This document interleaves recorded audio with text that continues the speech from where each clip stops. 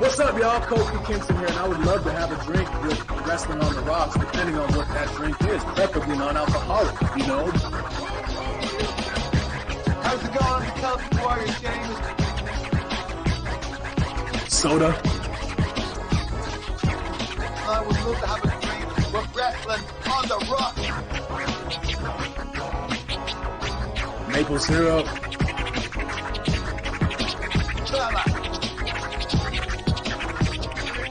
I would never have a drink with Wrestling on the Rocks. Welcome to the dive bar of the IWC. Welcome to Wrestling on the Rocks. I am at Ref Marsh. We are at WOTR the show, and this is your Thursday night chaser with your drinking buddies. I got mine with me, MsAmandaJayne. Say hello. Oh shoot, I didn't. It's only episode 1, guys. It's episode 1. Say hello again. Oh, well, hello. Technical difficulties. Have a drink. It's only episode 1. It's always episode 1 here at the dive bar. That's why we don't stress. New music up at the top. New countdown. New intro. Just a quick little shout out and a thank you to homie DJ Curtis. That's with a K and 2 S's. Curtis. Old friend of mine for a really long time, and let me scour through his old dregs of music that he hasn't heard or seen of in over 20 years, and thought, I can pull this. So, just tired of getting flagged copyright on our other music. I was told it would always be good. The band who made it, I believe the name Shindy, they gave it to me. They said they'll never flag me, that it was good. The way it was copyrighted was safe for me, and now I've been getting hit every week for months, and thought, you know what? I'm going to go ahead and just dump it. Go with something little new. That's good. MsAmandaJayne, how you been? You know, I'm busy with, work and all that. And, yeah. Not, didn't go to JCW. This week. You know why? Got the COVID. Whatever you're watching is coming through pretty clear. Oh, hold on. Let me stop that. There we go. Yeah, you, I heard Bianca Belair is what I know. Oh, it was commercial. You saw Sheamus. You heard Sheamus, too. Oh, Sheamus is a homie. Yeah, you weren't able to go to GCW. You were able to get someone to take the tickets at least? No, but it's okay. That sucks. Oh. I mean, yeah, but it's fine. It's fine. One thing I noticed about GCW when they're here in San Francisco, the 2 shows, they're very lackluster. We don't get good matches like you get in LA and all this other stuff. And I've been feeling like the LA ones are getting a bit stale. Like it's feeling like the same few people over and over again. Like I felt like it used to be a little more fresh. I felt like there was more talent coming and going, and now it feels like they have a staple core roster, which isn't necessarily bad by any means. I mean, that's the whole nature of like WWE and I'm a big at WWE mark, right? They've got the same 25 guys on TV every week, so I don't know. I don't have to drive out to Raw every time, so it's a little different. Making the financial decision to go out to GCW, it doesn't, to me, always feel special enough to do at this point. But when it is special, I'll go. I don't know. Would you be interested in taking a drive in August to Irvine on August 9th? It's a Tuesday. But I'm going to be in San Diego just a couple days before that. Championship Wrestling from Hollywood is filming, and Boom Boom Colt Cabana is going to be going for their title. The world title? That's going to be a Tuesday. Yes, it is. Tickets are available now. To warn you, it is a 2-drink minimum, but you know what? 2-drink minimum? What's the location? It's at the Improv in Irvine. They're doing a wrestling show at the Improv, and they're maintaining their 2-drink minimum. It's insane. Yeah, I know. It's amazing. I like the Improv's all like, look, you can put up a wrestling ring and wrestle, but everyone's got to have at least 2 drinks. This is a comedy club after all. Makes sense that Colt's going for the main title. Speaking of comedy. Yeah, and and he's like, one of his tweets, I finally get to do the improv, play at the Improv. That's funny. Not is what funny. you're thinking, dude. But yeah. So good on Not, you. not the same, but not different enough. Sort of like when I moved to New York, I worked with a comedian right when I got out there on a video. And when I went to go see him perform on Caroline's at Broadway, the video that I edited together kind of introduced him. It was his introduction package. I didn't realize that when I had made it. So it was really kind of cool when I'm there. I'm sitting there, and there was part of me that's kind of like, oh, man, I was on Caroline's, right? Like, I did a thing that made it to the Caroline stage, right? There's part of you that's just, you're just involved enough to where you go like, yeah, I did it. But you're not involved enough to be like, you should actually credit me. Like, that's when you know you've made it. Yeah. What's in your glass? What are you drinking? Well, I've got 2 drinks right now. First, our normal Coca-Cola Classic. Shout out to them. But I'm trying something new. These have been in my fridge, and I haven't gotten a chance to do it. So I'm trying the, I hate it when it goes out, the Cutwater Tiki Rum Mai Tai. Oh, I've seen those. Good. How is it? This is the best one, I think. Yeah. Some people I've gotten a few of their other drinks. But... Oh, the mule's the one I've had. Mm-hmm. I like this one. Like a luau in a can. And also I'm partial to those adult popsicles too. Oh yeah. Oh yeah. Those look great too. Let me see. I will say this about the Mai Tai. Hmm. It's beautiful. It has almost like, when you first sip it, it's like, I feel like I'm eating or having, like, you've had Orange Julius before, right? Yes. Okay. It's like kind of orangey, and it has that Orange Julius kind of taste to it. But then all of a sudden, wham, you get hit by that rum, and you're like, ooh, this is nice. Oh, that's pretty cool. That's good. That sounds really good. Let's see. Just pulling up to see if I get any news here. I'm going to be honest, there's really not much. A bunch of San Diego Comic-Cons underway, and a whole lot of toys were announced, like so many WWE toys. The only AEW toys I saw were announced was like these little Lego sets, which I thought were pretty cool, and a couple of statues. But the only 2 statues I saw that they made, which are like the comic book style statues. You ever been to a comic book store, how they have like the Hulk, and he's like... It was that style. They only had Moxley and Punk, were the only 2 I saw. And I was like, great. Okay. Yeah. Couldn't have done the Bucks. Couldn't have done Kenny. Like, I think they should do one. They don't care. No, they're, but whatever. I mean, even if you were gonna, maybe just do all your world champions. Just do a line of all your world champions. But to like single out the ones they did, I was like, they're nice, but I'm a little bummed by their pickings. But they like who they like. Look at their figures, which, by the way, I unboxed today, and I had gotten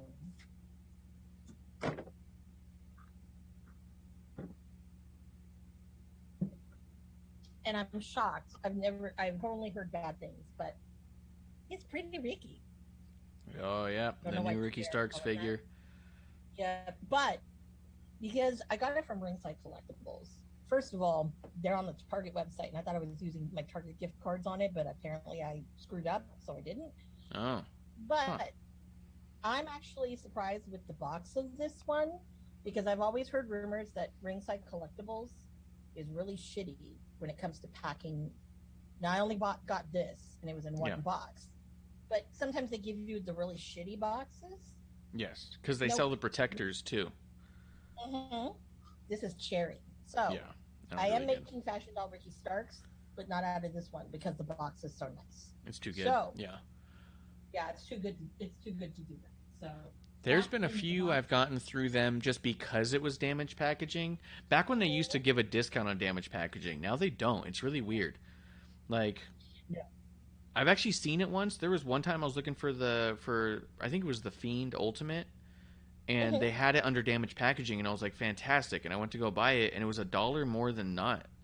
And I was like, what the fuck, man? Like, it used to be like a super discount. That's why I got, like, I know my Undertaker figures like that. It's like crushed in the back, and I got it for like $10 or something like that.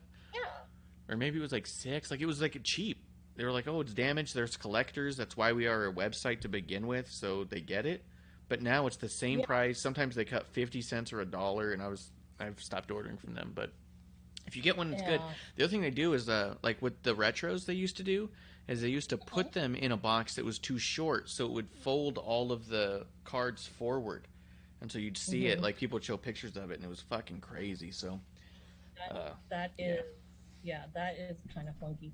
Now, I will say this. The one who, if there's older ones of AEW, if you're looking for them, those figures, and actually I'm going to pull it up right now, is you can actually, let me go here, you go to GameStop, and right now, looks like they're having a sale on Funkos, but, yeah, hold on here. On some of them, not all of them, so don't quote me, people. You can get, if you go to your local store and pick it up, you can get, is that Ortiz or Santana? It's only like $15. It is Ortiz. You can get for $15. You can also score yourself on clearance what's this over here? Looks like we've got Nyla Rose is on clearance. But she has like $19. I get it. I totally get that. There's a bunch on clearance, so you could check it out. Really good. Yeah, they have a really good selection of them. And also, I heard from friends of mine. Oh yeah, Phoenix is on sale. If you want a Brody Lee, $25. You know, not these inflated prices. There's a Kenny Omega for $20. Jay Hager, $19. Of course, you know, it's kind of cool. Oh yeah, Taya Conti's on clearance too. She's $17. But if you're looking for some of these things, it's good to go. I also heard that they do get a lot of the Chase variants in GameStop stores. So I'm looking for Darby, and once I see Darby, the manager over at the local one for me, and I'm not telling you which one, people, because I don't want you running out and trying to get my Darby before I do. He's gonna call me. I think Ringside sells the Chases individually sometimes. No, they haven't sold Darby yet. No, and they didn't put it for resale, because I would have done that, because I'd rather have the Darby, but too. But we will get fashion doll Ricky Starks, and I need one. So very good, very good. I'm having a little vodka mango seltzer thing. I forgot the name of the company, but it was on clearance, so I grabbed it. Who makes it? I don't know. It was like High Noon or something like that. Drinking something unknown. Yeah, it was some random clearance seltzer. Oh, interesting. Yeah. You would think that they'd have stuff like that. Yeah, they do it. Let's see. I got a question for. Go ahead. Win a SP. Do you know why? Because of his return. So WWE is so big that the ESPYs have a WWE award they give out every year of the moment of the year. Last year it was given to Sasha and Bianca for their WrestleMania match. The year before that, it's only been the last couple of years. I think this is the third one, if I'm being honest, because I believe the year before that, but it doesn't sound right now I think about it. The first one went to Roman Reigns returning from cancer. I'll have to look. I guess I can check if there was other ones. WWE ESPYs.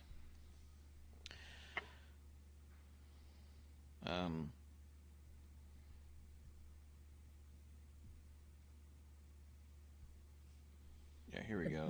So Roman, Cody, 3 and 2. Oh no, those are the only 3. Those are the only 3 that won it. Roman won it. In 2019, and then 2021, Sasha and Bianca won it. I wonder if they just didn't do an ESPY during 2020 because of pandemic. I don't think they probably did, only because I don't think sports were really happening. There were no sports that year. Yeah. Well, there were, but there weren't. Yeah. And then Cody won for his return as like the moment of the year. So pretty good company. Roman Reigns returning from leukemia. Sasha and Bianca having a WrestleMania main event between two black women is a pretty notable moment that will go down for a long time. And then Cody Rhodes returning to WWE is the other one. That's he did win the ESPY for that. It was pretty cool. It made me laugh a little bit because I was all like, all the AEW people are gonna be so mad. You know, Tony Khan's sitting there like, God damn it, Mm-hmm. you know. Can you imagine Tony Khan being like, look, when he showed up, it really wasn't that big of a deal. And then all of sports as a unit just went, it was the biggest deal of the year. You know what I mean? Like, kind of funny. Yeah. But pretty cool. It's hard to deny that one wasn't a massive moment.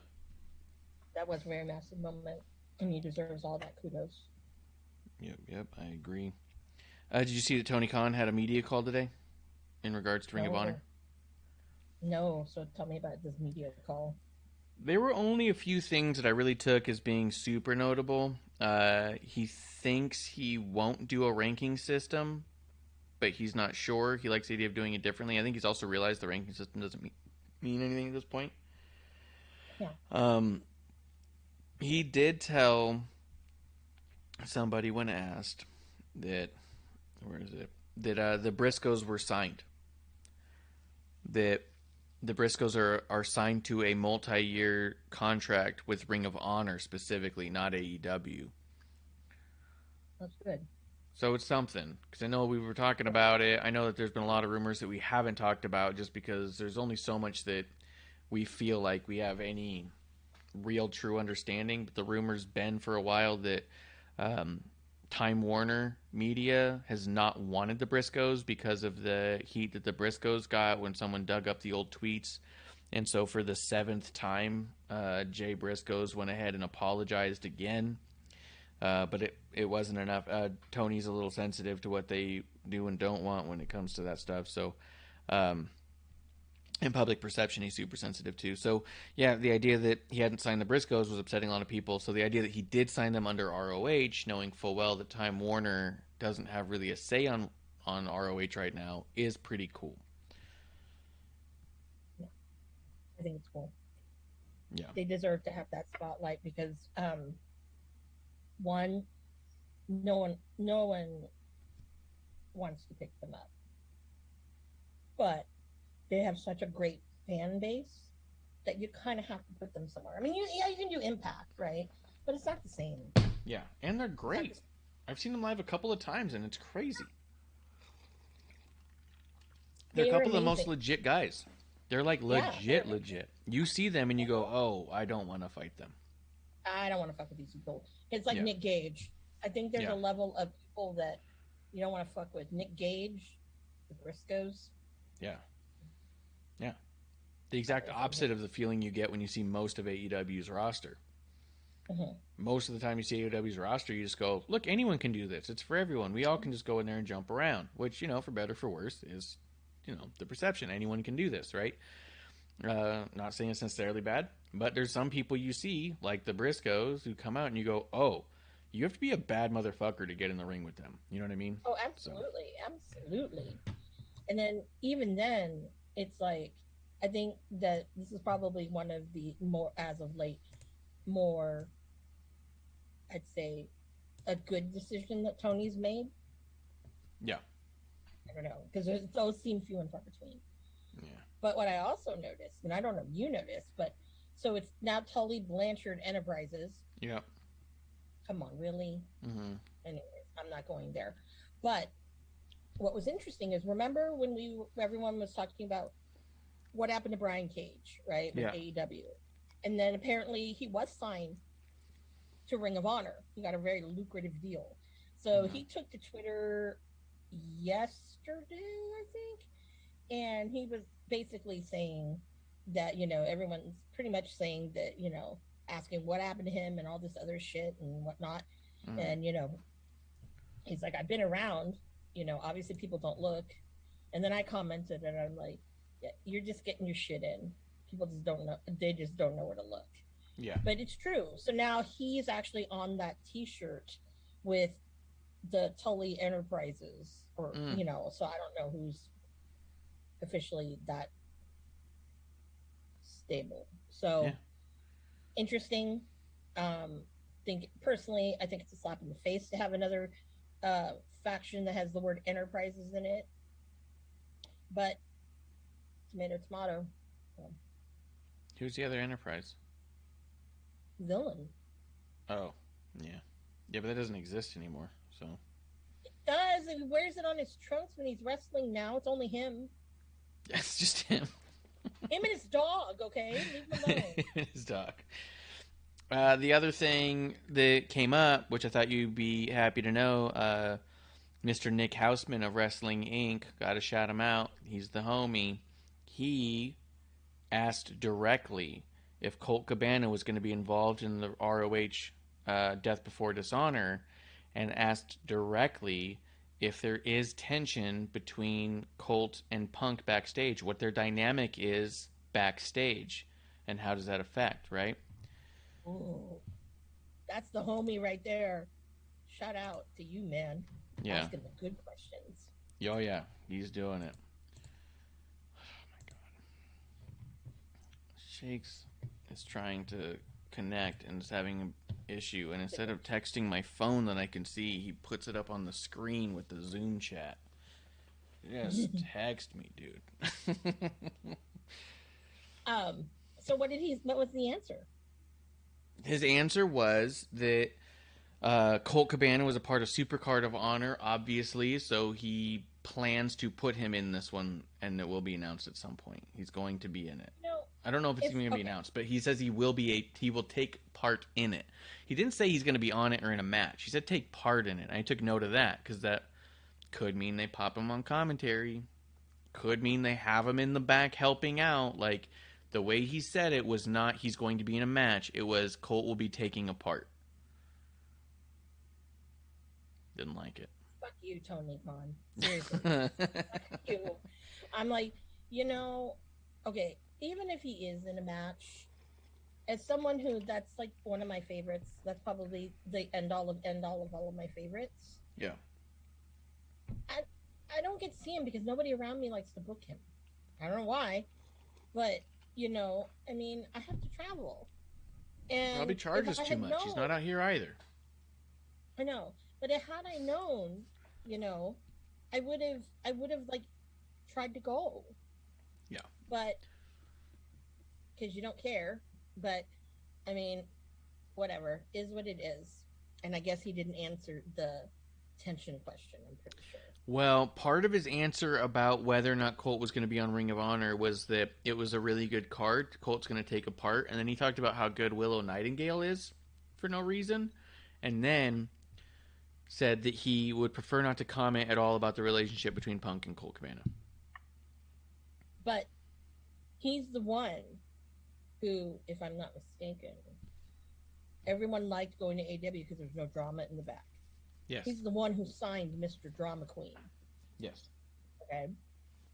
So, obviously you were quick to try to fire him, get rid of him, not re-sign him anymore, until a lot of people came up and, went to bat for him. Yeah. Then you put him on Ring of Honor. So it's like, honestly.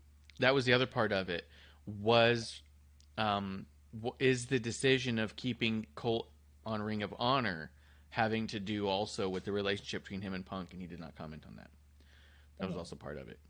Nick's the man, dude. He'll sit there. He'll grill him. Mm-hmm. Nick reminds me, for whatever it's worth, he reminds me of like, when I think back in the day, like the John Arezzi type, the kind of dude who would like dig in on stuff to the point where he'd get in trouble.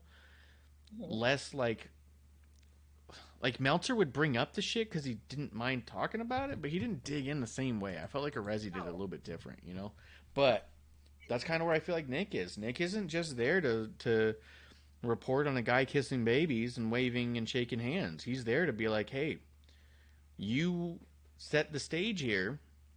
You've been very vocal about what you want this company to be. we are going to hold you accountable to that. So yeah, he was asking about that dynamic and if that's why he's over there. We're not seeing him on AEW, and Tony just said he didn't want to talk about it. Amazing way to say, yeah, but I don't want to say that. You know what I mean? That's what it came off to me like. But it's like everybody knows that when you say comments like that.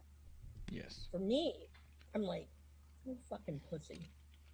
Because it's not like the MJF stuff, right? So Nick also is the one who asked him on the last scrum, any updates on the MJF situation? On the scrum before that, what's going on with MJF? And Tony just says, I'm not going to make a comment on that, right? So if he's not going to make a comment on it, and people want to believe that it's a work, right? And I don't know if it's real or fake or whatever. I'm just kind of watching it. We'll see what happens. But if they believe that it's a work, then him making no comment is the best thing for that story, right?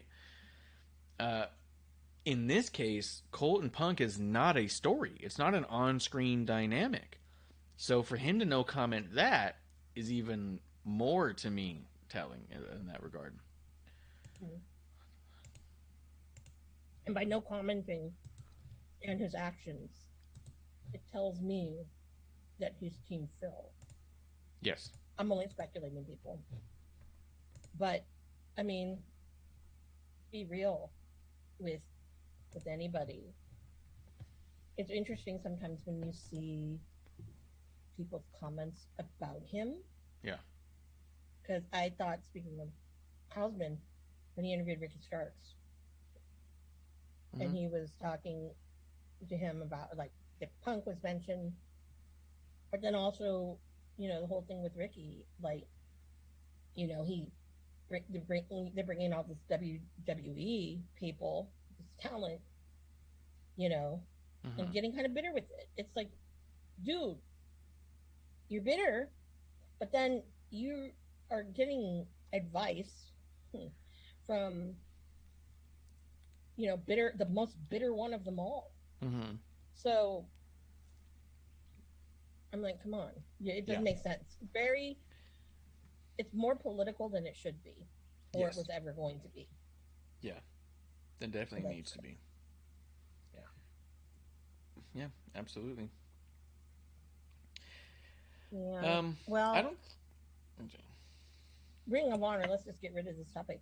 I just noticed with the card, there are quite a few people that were involved with Ring of Honor before.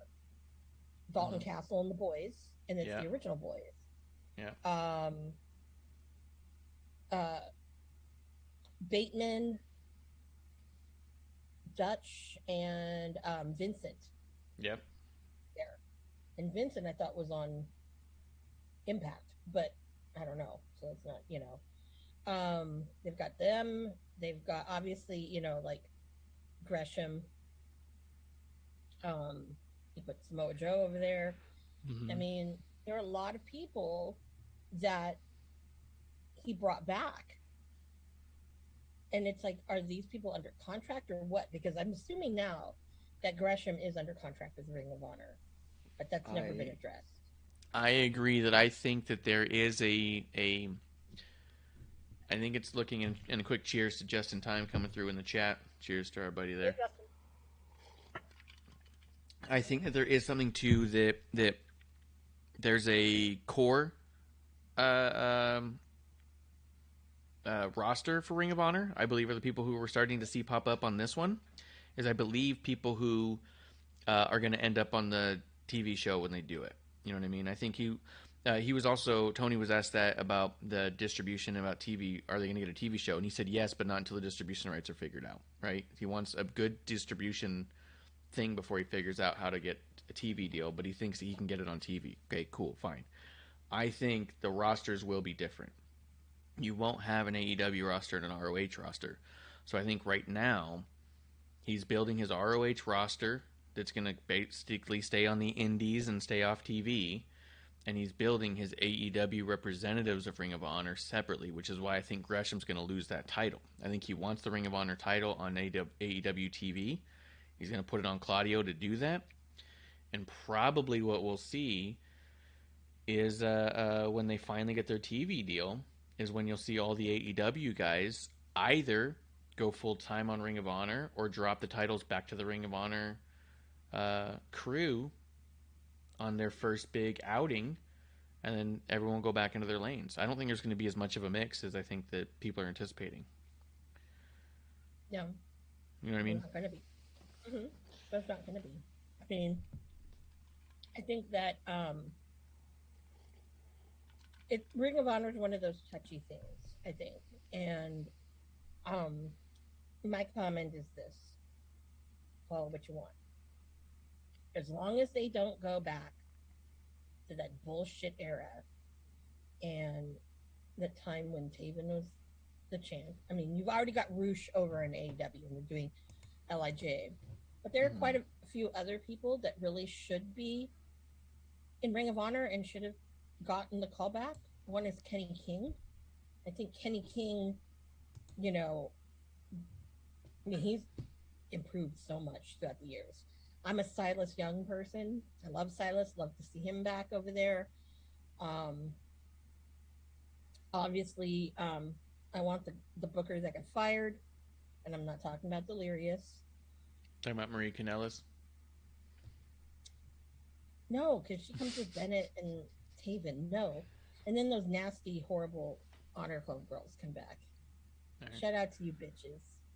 You're not going to take over and ruin this. And if so, I will personally murder Tony Khan. Like, fucking, you know, what the fuck? Now we have to hope he never gets murdered. Otherwise, people are going to, like, go back and be like, wait a second. I'm like, what? No. You know who it was? It's all these people who think you're a puss for not, you know, like, be real. You know? Be real. Don't fake the funk. Yeah. But that's kind of what's going on with that. I feel like the Ring of Honor card is going to be pretty cut and dry for the most part. I feel like but so much of Tony's booking is. He'll book the match and you go, oh, this is who he's going to have win. And it is every time. And I feel like we're going to get the same. I think Gresham's going to be without the title. I think Claudio's going to get it. I don't think any of it's bad. Do you think... I think the big surprise, the big swerve here that they could do, which would be cool, but I don't want them to, would be if they drop the tag titles back to the Briscoes. You got a 2 out of 3 falls match with the Briscoes. My problem is I still want FTR to hold all of the gold that they can. Because the other thing... That was stupid, because I was hoping it'd be Bucks FTR again. I don't want to see Bucks FTR again. Well, no, but going into, you know, Global Tag League, which is in October. So what? So Swerve and Keith Lee can drop the titles. No big deal. Yeah, I know, but it would have been nice to have that. Yeah. Anyway. It'd be nice to not treat them disrespectfully and just pull the titles right off. But I don't think that's where we're at. I'm going to say real quick, a quick hello and shout out to Drinking Buddy Shakes Montana coming through. What's up, buddy? What's going on? How you doing, Marsh? How you doing, Miss Amanda? Oh, doing good. We just get around these parts. Yeah, man. Busy. Yeah. Mm-hmm. A lot of things to be shaken down. Yeah. Mm-hmm. Yeah, but I was listening. to what was going on. What do you think of the Ring of Honor card and what Tony's doing with it? Okay. You say don't care? Yeah, I mean, partially. Yeah. I feel semi-similar. There's some of it where I just kind of go, okay, we'll see when it turns into something. I'm just, it's like, it's so much, it's just too cluttered for me. Mm-hmm. I don't know what he's doing. I really don't know what he's doing. I don't know the direction. I'm just here to watch, man. Yeah. Just here to watch. Do you think you're going to watch Ring of Honor this weekend? No. Yeah, I'm not. I don't think I am. I got things to do. The only match I think that I'm really interested in seeing, because it'll probably be the best match that's probably on the card, is Mercedes Martinez and Serena Deeb. That'll be good. You know what I'm actually kind of think is going to be a pretty solid match is Allison Kay and Willow Nightingale. Oh, yeah, that too. I forgot about Allison Kay being... I haven't seen Allison Kay in a long time. Yeah, and it's kind of nice to see her not shunned and actually somewhere. So hopefully she sticks around, because that would be great. Yeah. Justin Time says he's And much why more do I- interested in Swerve and our Glory versus FTR than FTR versus Bucks, even though Bucks and FTR have some history behind it. And that's how I feel. Yeah. Swerve the belt. Mm-hmm. Swerve and our glory might not even last that long to get that far. Yeah, we'll see. Ah, man. Such an interesting duo. Yeah. Okay. But again, you know, it is what it is. I don't book this shit. That's true. If I did, it would be a better show. It would be a much better show. You guys want to talk AEW, and then we'll see if there's anything on NXT that you guys watched. Did you watch NXT this week, Shake? Nope. Yeah, I think so. And my nephew gonna kill me. He's gonna kill me. Why don't you watch it? But we got good birthdays this week. So, Oh. let's not forget the birthdays. There's some awesome Oh, yeah, you got to do the birthdays. Do the birthdays, and then we'll get into AEW. Oh, yeah. So, in no, particular date. So, this week we've got some great ones. Akira Tozawa, happy birthday. Shawn Michaels, the Heartbreak Kid. One of my favorites as a kid, too. Fandango. Shout out to you. Fandango. Wow. Fandango. Isn't he Dirty Dango now, or what Dirty is Dango.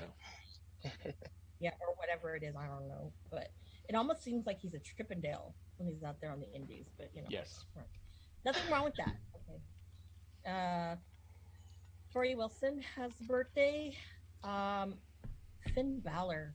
Oh God, that guy has abs and abs. So happy birthday to you. How many he has? Strong. Like 12? Yeah, More 12. He's got a Pepsi Q. 24. That's what I'm saying. Dang, that's crazy. Pepsi Q. Yep. Hey, Dolph Ziggler's having a birthday. Yeah. Along with Triple H. Hangman. He's having a birthday. A lot of the elite are having a birthday this week. Nick Jackson is having a birthday. So happy birthday, Nick. That's I know Marsh's favorite young man. Yeah. He's the best. Sammy Guevara, shithead. Happy birthday to you, I guess. I guess I'll say. Can't wait till we talk about this AEW. Oh yeah, no. And let's see. Scott Steiner's got. Well, no, that's next week. Sorry, hold on here. Some personal favorites of mine. Zack Sabre Jr. His salty ass. Still, it was okay to lose to Claudio, but quite honestly, that was kind of bullshit. Yeah, that's just my opinion. Because they could have used Zack Sabre Jr. in so many ways, and especially with his mic skills, that would have been totally fabulous. We did not say happy birthday last week to, I guess she's a friend of the show, right? Thunder Rosa. Thunder Rosa for sure. Birthday. Friend of the show, Yeah, former drinking buddy. Shout out to Thunder Rosa. Yeah. And Feliz cumpleaños, as they say. Yes. What? I don't speak Spanish. No. What is that not? What is that not? Is that not right? Uh-oh. Feliz cumpleaños. Oh my god. Oh. Feliz.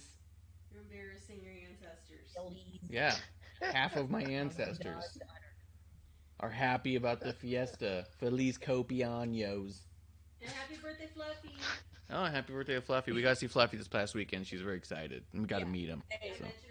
Oh. She asked if he's going to WrestleMania. He said yes. Yeah. Oh, there you go. And I forgot, we were talking about Kenny King, so happy birthday. But this special birthday shout out, just wait till you see the happy birthday I'm going to give this person when it actually, hold on. Tessa Blanchard. That bitch her birthday's this week too. So I'm glad to see that she's kind of getting herself out there again, because I love her. I don't care if she's got, women are bitchy anyway. I mean, I think producer lady could agree with me on that. So, but she's the best. I feel bad that I'm super indifferent to the rumors of her being shitty backstage. I don't care. I just kind of go like, I don't have to work with her, but I like the matches I see.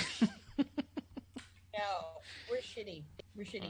So now the final birthday shout out, and I know this will be on social media. It'll probably be everywhere on mine. So you need to look at MsAmandaJayne, and if I get people like being horrible to me in this thing, it's not about you. But happy birthday to the one and only, the villain artist girl. I miss that guy. I do. And long live the villain. He started wrestling That's back how in. I'm gonna die. Did he wrestle? He wrestled in L.A. not that long ago, right? He didn't wrestle in LA. No, this last weekend he had a signing A in signing Royal in Park. L.A. And I will say this: you know how many people went to that? Quite a fucking goddamn bit of people. No, yeah. Okay, a lot of them did, and it was great to see how much support and love that he got from a part of the country that I think that we're out in California. I mean, we're pretty goddamn liberal out here on the West, and we have troublesome people that are there, but he had such a good turnout that makes me very happy. Um, I think Tony could put him on Ring of Honor, and if people complain, I mean, shit, you've got the Briscoes on there. Just give more people something to talk about, and because I think that it's a shame. I will always die on a hill, but and you do. I will say this: happy birthday. I think I might have to go to Hotlanta to see him wrestle, unless somebody wants to take a chance on him out west. Yeah. I'll be there. Oh yeah, and all my sparkly shirt glory. I don't know. That's what we. As a side thing, something we saw. I don't know how many refs actually listen to the show or anything like that, but we did notice. Reality of Wrestling, Booker T's school, has opened up referee-specific training. It's $75 a month. It is every Thursday from 7 to 9 p.m. And fuck, I wish I was with a drivable distance. I would go to that. That's like a dream kind of thing. I've talked to a lot of schools. A bunch of them say they have ref training. And when you dig in, it's by nobody who's ever done it. A lot of times their ref training is more or less you have to train to be a wrestler, and then they say you'll figure out the reffing as you go. But there's a lot of us that have no desire to be wrestlers. It's one thing to say you got to learn how to take a bump. It's another thing to say you got to learn how to have a 20-minute match. You know what I mean? And you have to risk injury all the time. And you're like, we got different career paths, buddy. Because I was at a school out here training to do, and I talked to them about training to do ref, and they said, yeah, absolutely, we train refs. And so we're doing it. And I'm like, 3 weeks in, and all I'm learning how to do is like lucha stuff. And I was all like, what's going on? He goes, look, bottom line, I don't know how to train a ref. I just thought I would train you to be a lucha, and then we just see what happens. I was like, I don't want to do that. Like, I don't want to break my leg training to be a ref because I did some sort of fucking flip that I'm not going to need to utilize. Like, is there another way we could do this? Like, it was... So it's just really cool that Booker School is going to be teaching that directly, you know? Because out here, to Booker T. Yeah. Out here, we've got one ref that's pretty, pretty well known on the indie circuit, but Sparky Ballard. He actually specifically does ref training. He hasn't done it in a while, but we have a new crop of refs that have come out, and they're actually the best of his two are women. And they're really great. And Mission Pro does some too, but yeah. But I think there should be more of that. Yeah, because for sure. That we need good quality refs, and not some of the shittiness that we see. Yeah, there's some pretty bad stuff out there. But yeah, shout out to Booker T on that. So anything else you guys want to talk Dynamite? Yeah. Go ahead, take it away. How did it start? It started with I know it started with Brody King, but I feel like they said something beforehand. Or did you No. Did anyone watch Rampage? I kind of did. There's no way you watched Rampage. Did you watch Rampage, Shakes? No, I don't think I did. No, and if I did, I don't remember it. If I did, I don't remember it. Yeah. Let me look here. Hold on. July 15th. All right. Because I don't know if I did or not. I really don't. It was Private Party and Lucha Brothers. No, I didn't see it. Nope. Guns. Party in a minute. The Guns say why they turned on the Acclaim. House of Black against John Silver and Alex Reynolds. Lee Moriarty versus John Gresham. And Statlander and Athena against Charlotte and Robin Renegade. Oh, the Renegade twins from Mission Pro. Those are the ones who only lasted for 26 seconds in there. Yeah. All right. I didn't watch What's up with this 26 second shit? It might have been 28. I think I heard it was 28, but it was like fast, which also sucks because they're a legit fucking tag team, and they're tag champions in multiple indie shows, and for them to just be wiped the fuck out by Statlander and Athena is kind of a fucking joke, especially when you consider how unfortunately sloppy Statlander and Athena were this past week on Dynamite. They look like trash out there this week, and I was really disappointed because I don't feel like they're always that way. But to follow that up after just wiping the floor with the Renegade Twins, it's kind of fucked up. Like, well, you know. Can I say something about Athena? Yeah, go for it. I think she's weird. Like, to sit there, I don't know if y'all noticed this, but she smiles while she's wrestling. Like, the whole time, she's just smiling. mm-hmm. And I'm like, why? I mean, I get it. I know you're happy you're here, but when you're fighting, that is weird to just sit there with a smile on your face and just powerbomb somebody. Yeah. Boom! Like, it's weird. It's really weird to me. And I'm like, why is she smiling so much? Stop smiling. And it's not like when Brock Lesnar smiles and it's kind of scary. Like, when you see Brock Lesnar smile in the middle of a fight, you're like, oh, shit. Yeah, like, he's having fun with you. He beating your ass. But shit, it was more like, it was just disturbing. It's playful. Yeah, it's playful. Yeah. I'm going to have to watch for that. No. Yeah. Yeah, but just hearing about it, I'm thinking maybe she's getting jollies off of the fact that she's beating the shit out of some of these women, and that makes her happy. No, she's just always smiling. Throughout she's the just whole having fun. thing. Just playing with her friends. Just smiling. I mean, she could have resting bitch face, but you know, it's better to in have a fight. Smiled. I mean, yeah, exactly. In a fight, usually you, you know, at least something, and then you give a smile or something like that, like Brock Lesnar, like you said. But you're not sitting there throwing a punch and having a big smile on your face. Like, who does that? Yeah. It was weird. That is kind of weird. What did you have for Rampage, Amanda? What'd you like on Rampage? Well, one of the things that I always find amusing is when Gresham's always trying to convince people he's the best wrestler in the world.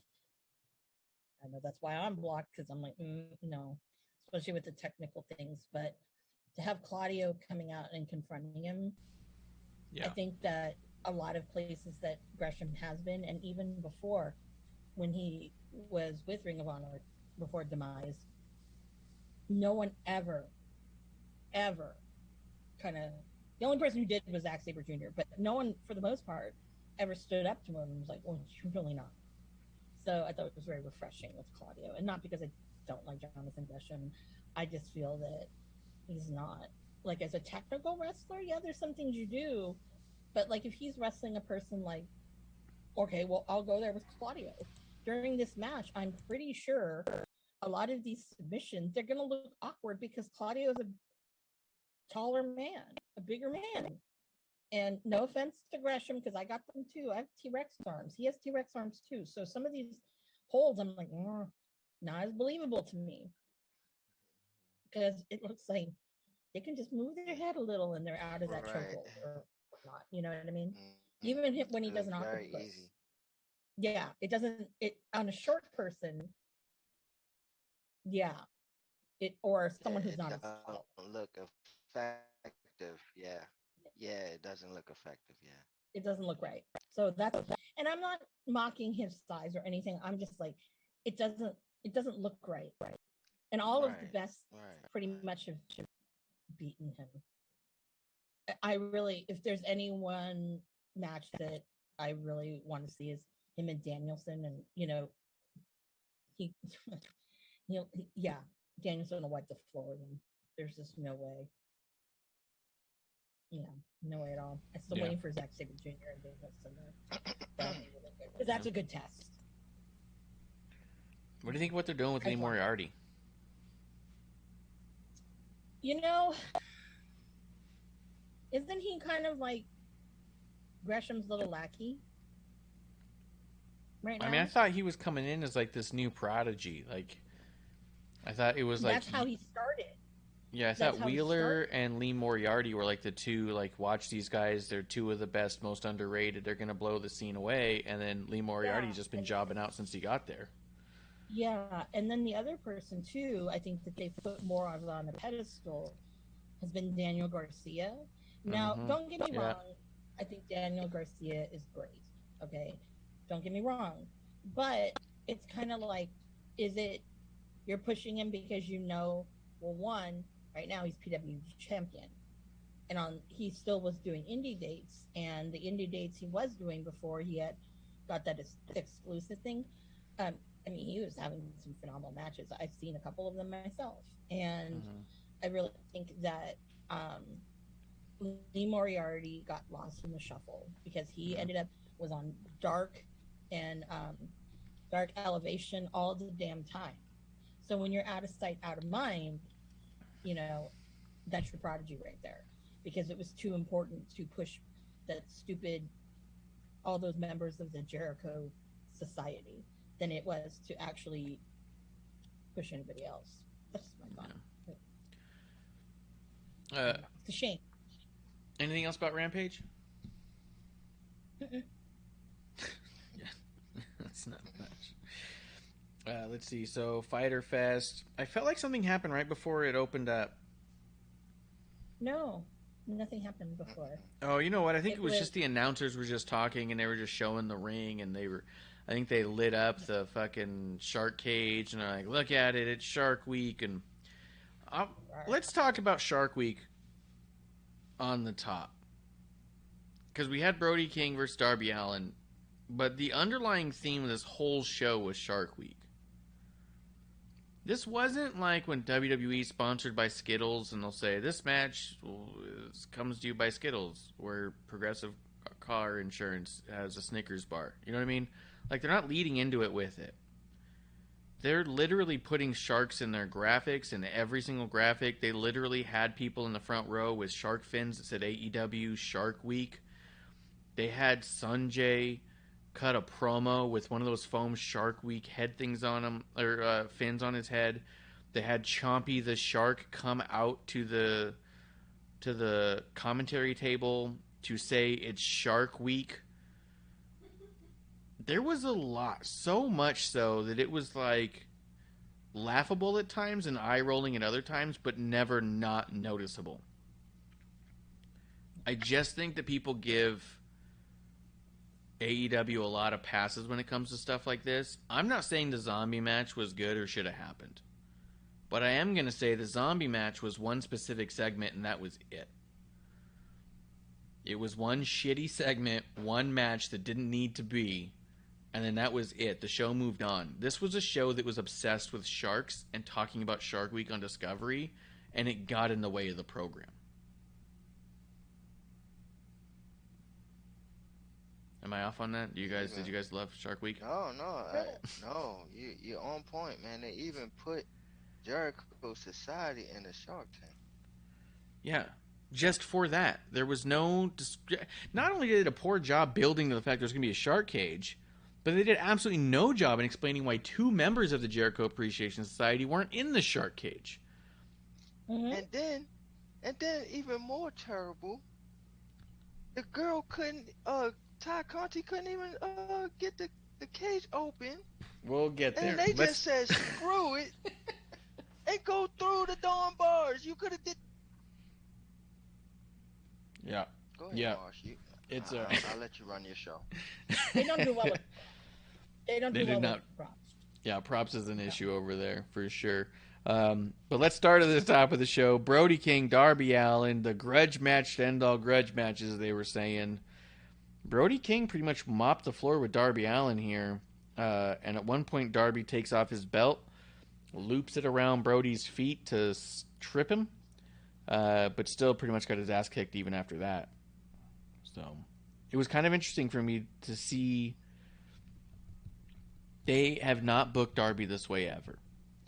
No matter who Darby's up against, no matter how baffling it may be that Darby's about to win this match against a Brian Cage or something, they always have him pull it out, or there's a ton of reason why there's not. He always has every time he loses, it's barely. Mm-hmm. This one, Darby got his ass handed to him the whole match. Mm-hmm. Wet. I mean, wet. And am I first on this one? Yeah, go ahead. Can I go? I'm not doing shit. Look. I'm 5'6". Yeah. Okay. I'm 5'6". I am a little dude. Okay. I am a little dude, and I don't weigh much neither. I ain't gonna say my weight, but I don't weigh much neither. All right. It's good to know. I'm gonna have to change a lot of my graphics now, make you a lot smaller. Very small. Yeah, very small guy, right? So having heart is something that I relate to, because people used to tease me and say, how are you that small but you going against these big dudes like they nobody? Like, yeah. And I had that Napoleon complex, okay, whatever, right? But the thing is, I understand when you have that type of heart, and you go at these guys. But I do understand realism. And then you go against these guys, you can get mollywopped and demolished, okay? I do realize that. Right? So watching him, and I'm like, go, Darby, go. And every time I'm like, go, Darby, he gets whopped. Wow! It's just like, oh no, Darby. And then the way he was just getting flipped around, and when he gets hit, he gets knocked out of the ring. I'm like, oh, and the way he fell, it just seemed so hard. It was like, wow, Darby, can you beat this guy? Like, really? And then when you see, oh, maybe he's coming back. No. Just get swapped right back down. It's like, oh my gosh, what is going on? Like, and then the ending was even more crucial. Like, he just powerbombed him and said, okay, you're done. It was like, oh, Darby, I hope he's okay. Yeah. Prayers. Yeah, you're sitting there watching going, all right, he really talked himself into trouble on this one. Yeah. You did it this time. Yeah. Well, that was crucial. You got to admit, when Brody King eliminated him in that tournament, the way he did it was fucking brutal. That you knew, like, right away, like, oh, Brody King and Darby, it's not going to be good for Darby. Yeah, it's not a good match. Single body interference. And like, yeah, because that was the most brutal. Like, I've never seen in my years of watching wrestling something as brutal as that, way how he won it, basically choking him and whoop. Yeah. I'm like, whoa, that's kind of cool, because you don't see that happening. He's beloved by the children and whatnot. I have to say, Brody King is, you know, Brody King can be for kids too. They're kind of sadistic. Not like that. Not doing that. I mean, Brody King, though, I don't remember who it was. I think it was JR. Or it was Taz who had said, that is not somebody I'd want to meet in a dark alley. Hell, a regular alley. I don't want to meet him in a regular alley. Not at all. Yeah, he's got that scary presence. Because he's like, what, 6'6", I think, or 6'7"? Yeah. And he has a very domineering appearance. Nice guy. His entrance music, that's his fucking band, God's Hate. So that, whoa, the voice, that's Brody singing or screaming or whatever you want to call it. So, yeah, that's kind of a little bit of a scary element. But, I mean, I'm sorry, but Darby getting over on a lot of people has been like, no, no.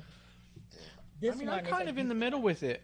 There's definitely times where he's in matches that it's hard to believe, but I kind of agree with Shakes that there's some dudes who are just just have that fight in them where they're gonna figure it out. And like, I mean, you could believe that theoretically, up until the last couple fights, but Conor McGregor at his peak, you could believe that he could have held his own in a higher weight class without putting on more weight. He was just had that kind of fighting spirit and heart about him, and that kind of confidence that, fuck you, Brock Lesnar, if I catch a lucky one, I'm gonna get it. You know what I mean? And you'd think that he might try and go for it. You know what I mean? And like, so I can buy into Darby going for it all the time, but like Shake said, there's always somebody bigger and badder, and it just needed to be somebody to just go, nope, you're not getting through this wall. Not this one. Yeah. Not This one. Yeah. Yeah. I mean, I don't know. It's just it's weird. I mean, and then you're relying on an old man who shouldn't really be wrestling to kind of help save the day. Yeah. Oh. Oh yeah. Go ahead. Yeah. No, I'm sorry, Marsh. I as soon as he came out, I'm like, how is Sting still doing this? That was the first thought. But then when he came out and tried to save Darby, and then got choked out, I was like, oh man, Like, keep your old ass in the back. yeah, man. Like, oh. One thing I think is funny about, all the way bad. and it's not just AEW, And he got the mist in his eye while he was getting choked. That was crucial. But go ahead. I'm sorry. I always think it's funny when guys, and you see it a lot in AEW, you see it sometimes in WWE, it's not exclusive. I just don't think it happens as often in WWE, where someone's getting their ass handed to them, and their partner comes out to help, and they just walk. And then They're just slowly taking their time, doing their entrance. I mean, so much so it became like a meme when Jeff Hardy came out dancing to his brother getting his ass kicked. And you're like, did he have to be dancing on his way there? Like, your brother's getting his teeth kicked in. Like, what are you doing? right.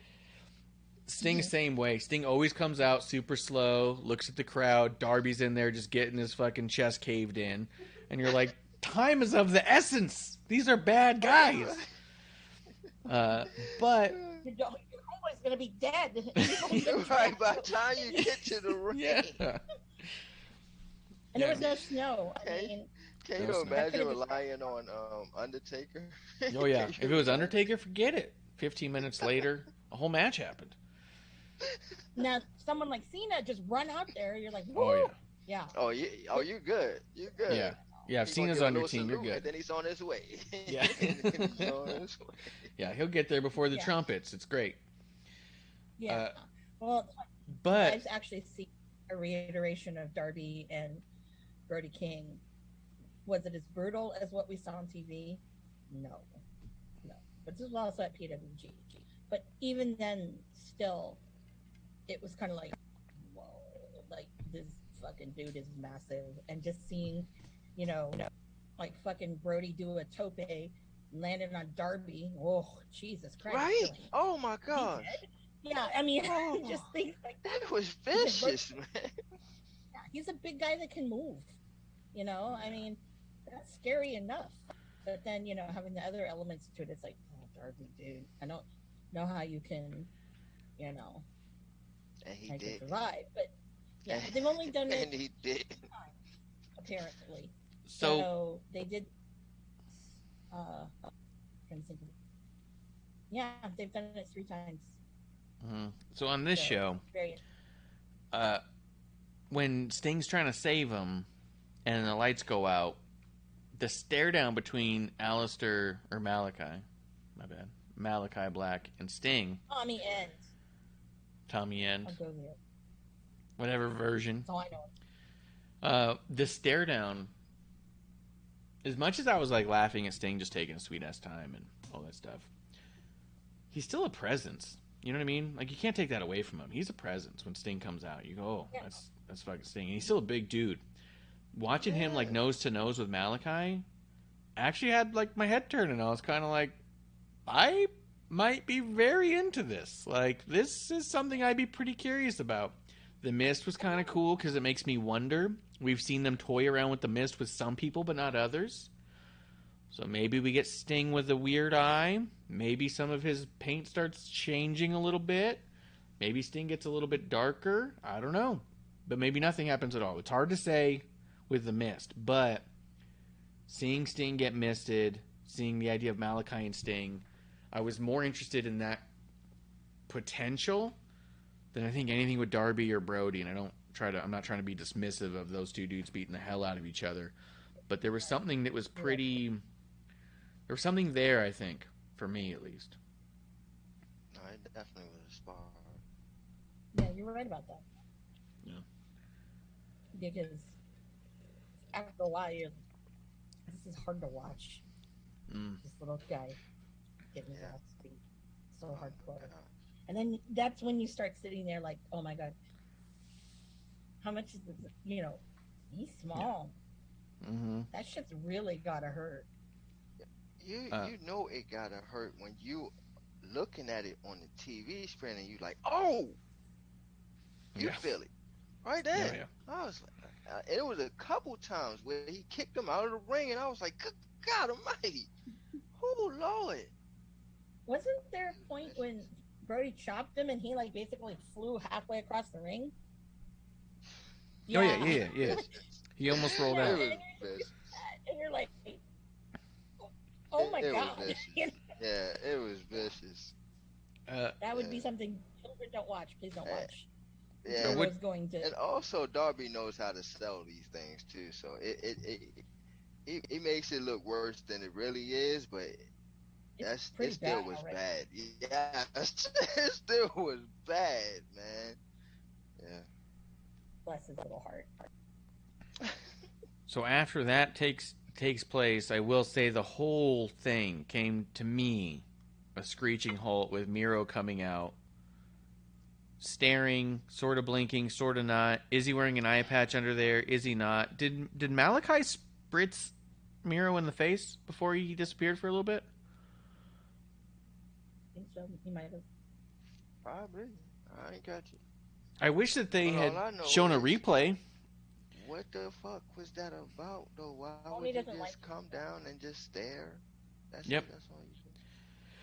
Yeah, that was kind of lame to me. I wish that they had done something with it, but what I also thought is something that WWE does too much, that AEW doesn't do enough, that there's probably a better balance of, is some form of recap, right? You can watch Raw, and they're going to recap the first segment every half an hour. This happened earlier. This happened earlier. And you're just like, shut the fuck up. We saw it. Yep. Or I'll go to YouTube and watch it. Relax. I don't need to know too much, right? But this is one of those moments where they could have had the stare down. And then when they came back from break saying what we just saw, this stare down is related to this, and then show the clip. You know what I mean?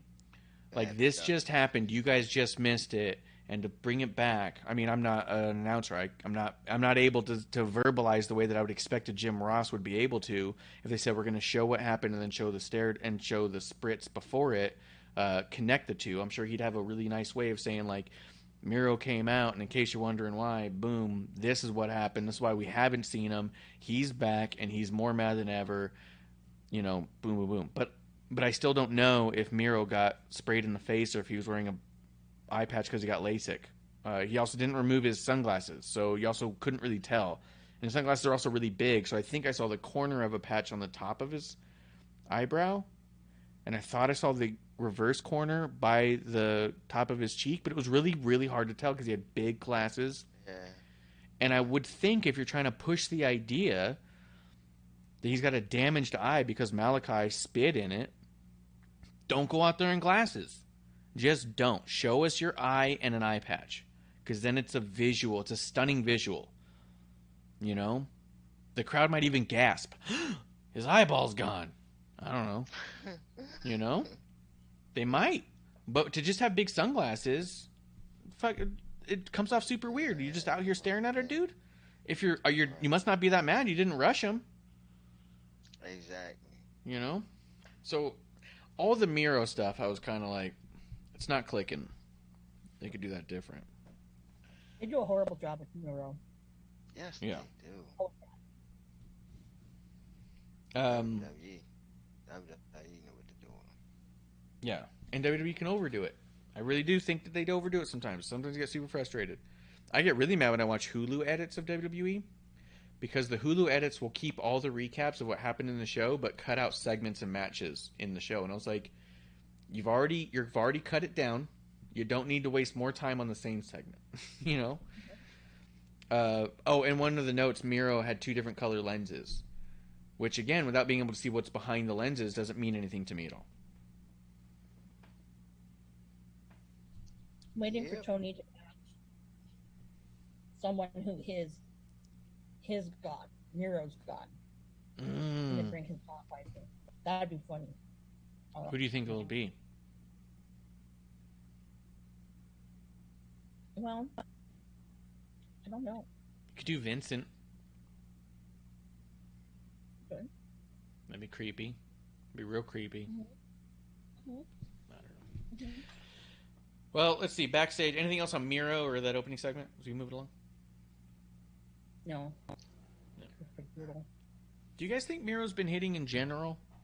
Everything he's done since Redeemer. There was a very small window of Miro that I've enjoyed in AEW. I hated when he came in. I hated all the gamer stuff. I didn't like Blonde Miro.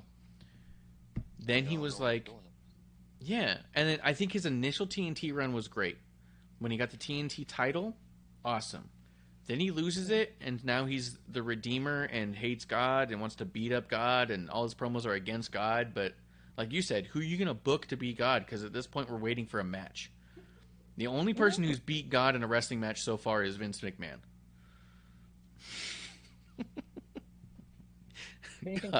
God is 0-2 on Vince.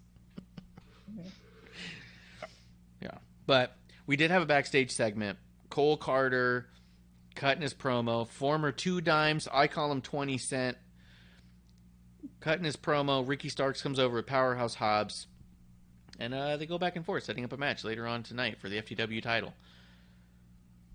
I guess we'll just come back to that. The promo itself was fine. I thought it was interesting when Ricky starts to walk away and 20 Cents tries to grab Ricky and turn him back around, and Hobbs like gets in the way and like slaps his hand kind of. Like 20 Cents' response to that came off to me like he was not expecting or aware or okay with that. He was just kind of like, oh, okay. And then like kept doing his promo because it was almost like he was, I think in his mind, I'm going to turn Ricky around. Ricky's going to be in my face. And Hobbs gets in the way, and then he's just like, so that's not happening, and now I might get punched. Like that's what it felt like. He felt like really awkward in that moment of like, oh shit, okay, I may have stepped out of line. I got to get my words out. Like it was kind of this weird little awkward. Could have done it different, I guess. You know what I mean? Did you guys catch that at all, or was I just? I didn't catch it. No. What do you guys think of Best Friends versus? About Go ahead. Ricky, though. What was very productive about Ricky? If you were on the end foot, no. Oh yeah. Yeah. Oh, I thought they all played it as well as they could, but I did laugh at 20 Cent there because I think he got real awkward fast. Wheeler Yuta and Moxley against the Best Friends. I barely paid any attention to this. I can't stand the Best Friends at this point. Commentary at this point is pretty rough, with Tony Schiavone kind of heading the table as he says the most superfluous things that anyone could ever say. Go ahead. Freshly squeezed orange on the commentary. Yeah. Did whatever. they? Yeah. Tell me about it, man. Did you guys enjoy it? No, he only said 2 words. All right, so I didn't miss it. No, you missed nothing. No. I mean, that's a whole thing, too. The fact I didn't even catch that he walked out and sat on commentary at all, and the fact I didn't catch he was on commentary at all, makes the gag pointless. You know what I mean? Like it's one thing to make a joke to yourself and you giggle, right? You can fart in an empty room and think it's hysterical, but it's not landing. You know what I mean? Like, right. The audience has to get it, right? And if I missed it entirely, so funny. Okay. I trust you, Tony. Yeah. You know, honestly, there's only so much you can do with Orange Cassidy now. I think they've done everything you could. Yeah, I feel like there's nothing left to him. Again, my comment on that match was, I think the workhorse really in Best Friends, as I've always said, goddamn fucking Trent. Yeah. And Chuck Taylor's just kind of there. Sometimes I'm like, why are you still here, Chuck? But Well, that's me. my thing is, I came on here a few weeks ago, and y'all said that they should be gone. Then the following week, right? And I'm talking about the Best Friends, just to be clear for the folks that's listening. But the following week I came and then I seen your Pondy Vice, right? Or Pondy Vice? Am I saying it right? Okay. So I seen them and then I was like, okay, so Best Friends is over now? And I'm like, all right. And then I guess that's what we came to, that conclusion. Like, okay, yeah, I guess they doing away with that, right? And then I see Best Friends again. I'm like, oh, they still doing this? Like, well, what's going on? Like, oh, okay. Like, I guess. And then, mhm. Go ahead. I think it's only because Rocky's in doing kind of a double duty where he's in Japan right now, because he is the one person who all of the gaijin, he's kind of the one that's their connection to, because he's worked for New Japan for over 20 years. He's considered part of the office of New Japan. Absolutely. I've seen interviews with him and Carl Anderson, and they talk about it. Rocky's one of the booker types. And he refers to him, he's like, oh, that's an office question. You'll have to ask Rocky. Like, I mean, I've seen him, like, he's considered that. I think the whole Roppongi Vice thing was just to build the Forbidden Door. And like we said during the build, the worst part about the build is you could tell that all of it had nothing to do with what's going to happen after Forbidden Door. You just could tell it was a short-term thing. It wasn't that they were building that necessarily, but they weren't going to do anything with Roppongi Vice afterwards, not for a while at least. You know? That's why Trent's back in Best Friends. Well, because not only that, but like right now, I mean, the G1 is a pretty big fucking tournament. This year they've had 4 separate brackets, so I get, Rocky's going to be totally busy, and especially having New Japan Strong. So he's been doing that back. What I'm saying is Roppongi Vice is a New Japan thing. It's not an AEW thing. And their appearance on AEW was strictly because of Forbidden Door. It was also a Ring of Honor thing, too. Sure. Not AEW. We're just not going to see them on AEW much unless they're building towards something else.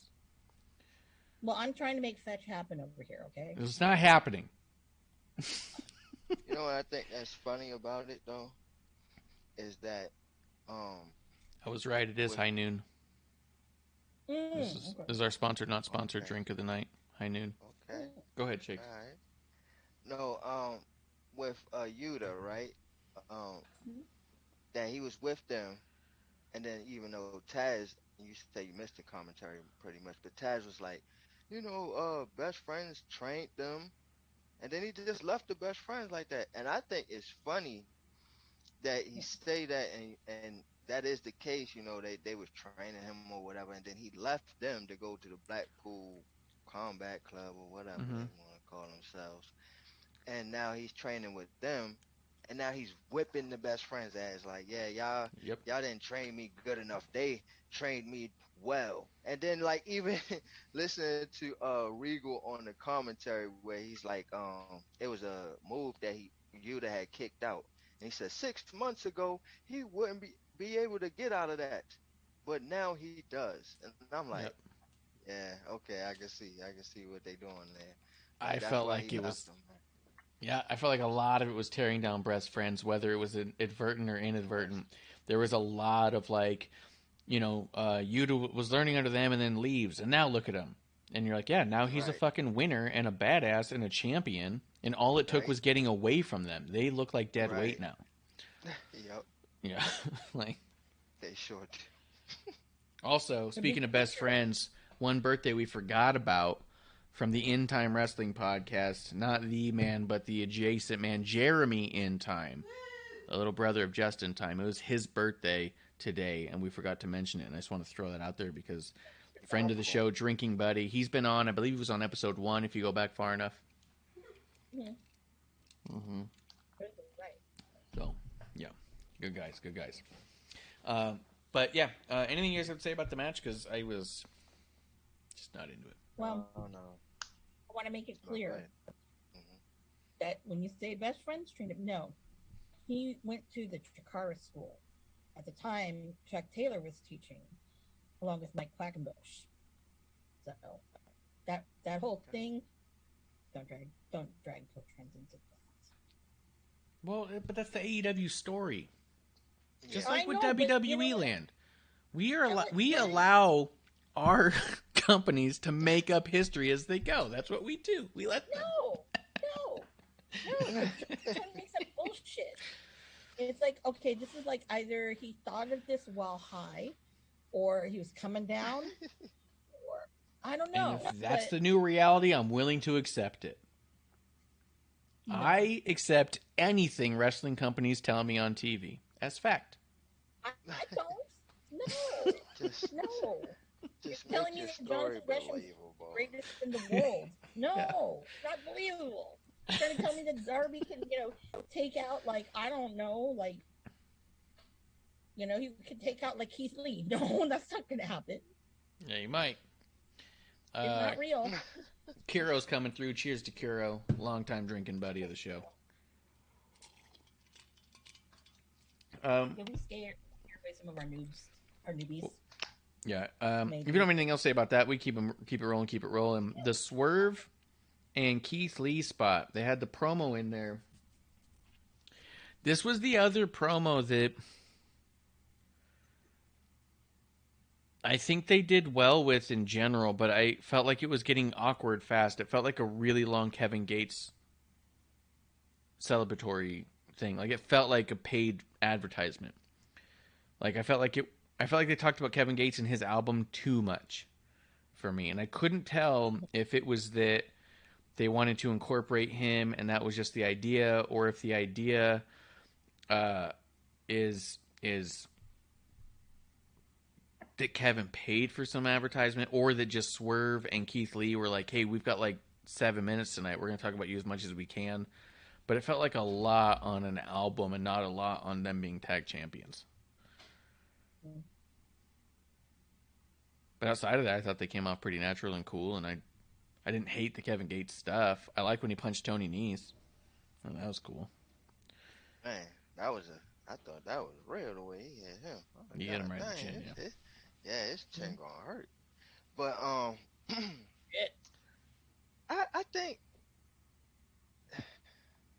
think because of the whole rapper thing,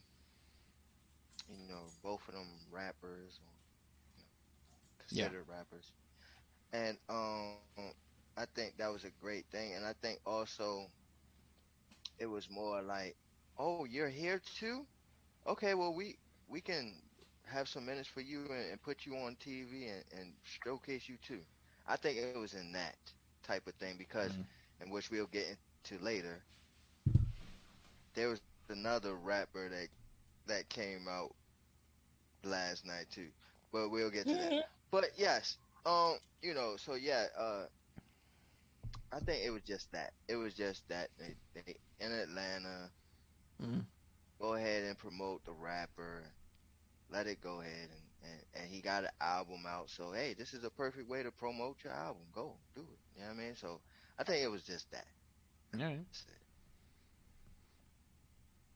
I just kept waiting for something to be said, or for them to talk about their partnership or being tag champs or what it means to them or anything, and I didn't get any of that.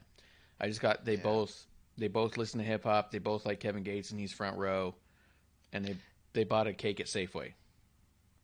Yeah, and then also like just how significant Keith Lee was speaking. Yeah. And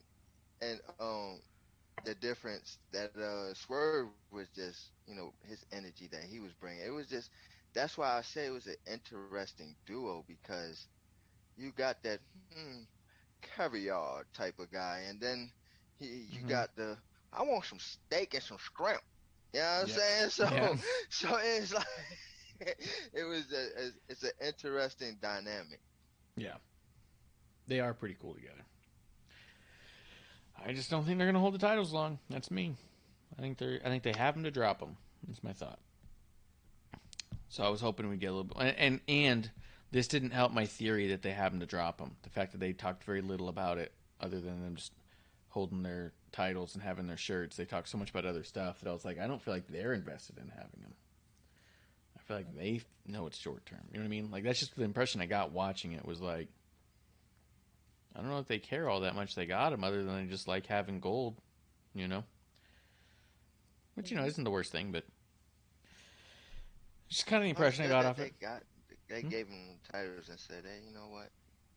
We think highly of you two. Yeah. And it's good for Swerve. That's huge for Swerve. Could be great. Do you think they end up with a rivalry between the two of them, where they beat the snot out of each other for a while? I believe so. I believe so. Yeah. I think it'd be cool. They planted seeds. I think that's Swerve. I think that's Swerve's heel turn. Should be good. That's a good point. That's a good point. Kiro says that he's in our chat. He says he got a job with WWE now as a remote creative consultant. That's a job I was trying to get at his. He's got a Canadian promotion. That was a job I was trying to get a Canadian promotion, be a remote creative consultant. He wouldn't give it to me, and now he just took him from WWE. He's a jerk. Kiro's Class A jerk. Fuck him up. No. So what he's doing is he's here farming for ideas. That's what he's doing here now. He's got it. And every time we see Kiro now we know that's he's here farming for ideas. Bro. Yeah. Bro. I'll tell you this, Kiro. People already come and farm ideas off of us anyway. Yeah. Mm-hmm. Or me in particular, because I know I've had a couple that have been out there. It's true. That's true. Yeah, I'm like, Jesus, really? No. Varsity Blondes and Christian Cage. The big takeaway here was that after the match, Jungle Boy comes out very slowly, walks to the ring with a chair. Luchasaurus goes out into the ring, stands in front of Jungle Boy, and then through the power of friendship and eye contact, Luchasaurus has decided that he's no longer bad, that everything that had been happening the past month with Christian didn't mean anything because friendship. I didn't overpowers all. Overpowers all. I didn't understand or get what the fuck we're doing here with this. The second Jungle Boy came out and they did, I was like, oh, we're gonna do a thing. Yeah, go ahead, Shakes. Okay. Real quick, right? Yeah. I can understand that, right? I can get that aspect of it. The way that they delivered it and executed was so wrong. Mm-hmm. Okay, he comes down with the chair, and he's like, looking at him like, look, man, I will go through you if I have to, and I really don't want to because you're my friend. That's the look that he was giving. Yeah. To Luchasaurus. And then Luchasaurus then goes by his side. Now see, that's where you messed up at. Where I say it should have been was, even if Luchasaurus says, okay, friendship over all, he still should have just put his head down. Yeah. And just let him go. And just let him go after Christian. Right? That would have been like, okay, even though he's still bad, it's like he understands, like, this guy's been talking about my friend's family. This guy's been doing, my friend needs to go ahead and get his revenge. I can get that. Yeah. But to sit there and, oh no, I'm not bad anymore, I'm good again, like, that was like, oh, come on. Yeah. Really? Come on. Yeah. Drop the ball again, man. I was really liking this. With Luchasaurus. I was like, yeah, because Christian got a trance over him. He got the control over him because they wasn't doing nothing before Christian got there. Then they was the tag team champions. So I can see Luchasaurus saying, you know what, I'm following Christian. I can get that. That was something that I can go with. And then he does his little bidding, like he does his dirty work. Yeah. Awesome. But I now knew it was going to get fucked up. You just flip the whole story, and it's stupid. Yeah. Terrible storytelling, man. Yeah, because the last like 2 or 3 weeks, Yeah, last like 3 weeks or so, Amanda's been saying that she doesn't care or stand Luchasaurus, so doesn't give a shit. And I've been saying, I don't know, this is a Luchasaurus I can buy into. I'm really buying in him for the first time, this whole thing. So then this happened. I was like, of course they backtrack and do some dumb shit with it because he was finally believable. And they need him to be a goddamn Barney dinosaur. All right. Stupid shit, man. Yeah. No. But, I will say this. When we heard the little bit of Baltimore, obviously we know, Jungle Boy. I kind of in my sick mind was hoping that he'd come out with his haircut. Oh, me too, for sure. I was hoping to have a haircut. Yeah, I was like, oh, this is going to be a new Jungle Boy. No. But he looked like he gained some weight. He bulked up a little. Yeah, he looked bulkier. He's been doing that. He's been bulking up a lot since Yeah, but he really looked kind of bulky. And I was like, damn. Because he kind of came out kind of dressed like his dad circa 90210. And I'm like, fuck, why didn't you just cut the fucking hair? Anyways. Again, people out there, if you're listening, I need a Jungle Boy. Yeah. So Kiro says through the power of 2001 Vince Russo style writing, Luchasaurus turns, right? Because it's all about the swerve. The swerve. It was just stupid, man. Let's see. Speaking of stupid, we had 20 Cent versus Ricky Starks.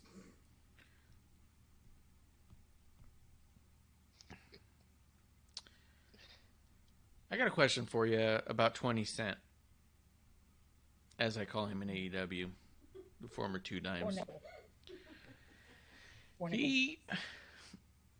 He was released from WWE for failing the wellness policy too many times in a short period of time. The belief is that he's been using steroids the whole time, and if you look at what 20 Cent looked like before he got into NXT when he was on AEW Dark, he's significantly smaller than he is now, and he's been bigger and bigger every time they see him. So the idea being that he's on performance-enhancing drugs that he shouldn't be on, and within a week here, really, he shows up in AEW. I don't care when people take steroids. That's not my business, and I really don't give a shit. I like watching big, tough, buff dudes wrestle, and if they take steroids to do it, I don't care one bit. Never have. But here's the thing that kind of annoys me. Is Tony Khan's been asked... Say what? Yes, their body. Yeah, and you're putting on a show. If I watch a movie with like Schwarzenegger or the like or someone like that, and I see a movie and the person's supposed to be giant and buff like a Christian Bale, if I find out he used a bunch of steroids to get ready for Batman, I'm not going to go, well, then that movie must not be good. It's not believable anymore. No, it's fine. It's fine. He's making his body look a certain way for a role. And bottom line, in wrestling, it's a role. So, that said, that I don't give a shit if he's on steroids or not. The thing that does kind of annoy me or that I wonder about is AEW's wellness policy, which no one's ever seen or heard of, but every time that Tony Khan is asked about it, he says we have one. Mystical. This mystic one, and even when WWE created theirs after the steroid trial, they made theirs public so people could see it. Took a while, but they did it. The thing is that gets me is that Tony Khan's been saying there's a wellness policy this whole time. Except in the past, what do we got, 3 months maybe? WWE releases one talent because they have an alcohol problem that needs to be addressed through rehab, and that person denies it, shows up in AEW immediately. This person is popped on 3 different drug tests and has to be released because policy is as policy is and they can't oversee it. Pops up immediately in AEW. If AEW has a wellness policy, what does it look like if drugs and alcohol aren't the problem? Is it just like they can't fail if they don't test, therefore it's well enough for me? Yeah. No. See, now, that's where I'm going to bring this person up. Go ahead. Is there was a wellness policy. I don't think Jimmy Havoc would have been originally signed to AEW. For sure. Because, I mean, he's for the longest time, that's been a huge problem of his. And it's not like it was a secret, you know? He wouldn't have passed that. Yeah. So I don't know. But sometimes I think Tony talks out of his ass and he really doesn't know. It's like, oh my God, there's one. Yeah, Don't tell me. that's what I think. What? I think he's talking out of his ass and he's lying and trying to Don't save tell face me. all the time. Lower up. Yeah. Yeah. Lower up. And even then, But go ahead, Shakes. I'm sorry. No, I wanted you to finish the Oh yeah, point even on then, regardless, like honestly, if he just said we don't have one because here in AEW we don't want to restrict a XYZ whatever. If he were to say we don't have one because we haven't had an issue enough to feel that we need one that encompasses the entire company. We deal with talent on a one-on-one basis. I would say cool, fine, all that's fine. My problem is he keeps fucking lying about stuff and no one's checking him. You know what I mean? Like, someone's got to say, Tony, if you have a wellness policy, how did Jeff Hardy and 20 Cent and Jimmy Havoc make it on your roster? What is it you guys aren't checking? That's a Houseman question. Yeah, go for it, Houseman. Good luck to you. Go for it, man. I But know yeah. if I should be media for us, and then I can ask him like ballsy questions. He's like, God, that fucking bitch again. I want. Oh, Yeah. that would Tony. be awesome. That would be awesome. You might want to do a line before I ask you this. Yeah. Here, take a quick bump of this rail and then let's sit down and talk. What were you going to say, Shakes? About the match, right? Sure. Any of it. Ricky Starks, right? At first, I ain't get it. I ain't see it. I'm like, he's annoying. I don't like it, right? Changed my whole mind, bro, after watching this match. He's awesome. He's so awesome, bro. Like, the things he do in the ring, like when he tightrope on the and he was dancing on the rope, like I was like, what is he doing? Like, oh my gosh, it's like him saying, yo, it's so easy to me that I can play around and still whoop your ass. Like that is amazing to me. Yeah, that is so amazing, man. Shout outs to him, man. Oh yeah, he's amazing. Oh, he's Biting fantastic. my lip over here. When I went, where I met Amanda was at the filming of Hard Times, and it was a weekend of wrestling with NWA. It was 3 different TV filmings, and he had the most number of matches of everybody in the whole weekend. Okay. He had like 7 or 8. The most the next person had was like 3 or 2. Like No, it was 3. Yeah, I think someone had 3. He had like 7. No, 4. Trevor Murdoch. About like 4, maybe 5. You think? I remember walking away thinking Ricky Starks was the workhorse of this weekend. I saw him wrestle more than anyone else. Mm-hmm. Yep. Yeah. Shall I gloat right now? Shall I gloat? You do whatever you want. Okay. I'm getting on my soapbox. I know I said on episode 1. Go all the way back, people. Did I not say that this guy's a fucking star? Okay. Just unfortunately, he wasn't given the right platform. I've seen so many tweets since yesterday. But oh my God, I'm like now a fan. I'm like, great. But you know what? He's been this way the whole time. They're late. He just doesn't get his due. And it's very evident that right now, I think enough people have probably gotten in Tony's ear. It's like, if you don't do something, this guy's gonna fucking walk. Probably. Because he's already whining and bitching, like the Houseman interview he did. Already. Like, I don't understand, all these WWE people are coming in, and it makes people like him feel less than, which is true. Because now you got 4 Nichols, who was the next WWE person. It's like, oh, you're going to sign him, Tony? Okay, yeah. And what are you going to do? You're going to put him above someone else because he was under an umbrella in a system that, that's a desirable quality. But that doesn't make him a good wrestler. That doesn't make anybody a good wrestler, you know? And especially because of the fact that I'm very suspicious of you were fired because of wellness policies and violating them. You know what that could be, but it's not good. So, going back to Ricky, is it's finally like people get to see what I've been like talking about for the longest time. And then he had a tweet yesterday, and I should pull it up. But it was something to the effect about he didn't realize how hard his fans go. Yeah. And he's doing a shout out. So I was a little bitter, and I said, you better recognize about that, because anyone can tell you, besides people who are in Texas who follow Inspire Pro, the only other person that I knew of who really championed him was me. And if you ask Ricky Starks that, and he says, oh, no, he's a fucking liar. I've got receipts. But I'm glad that people are noticing.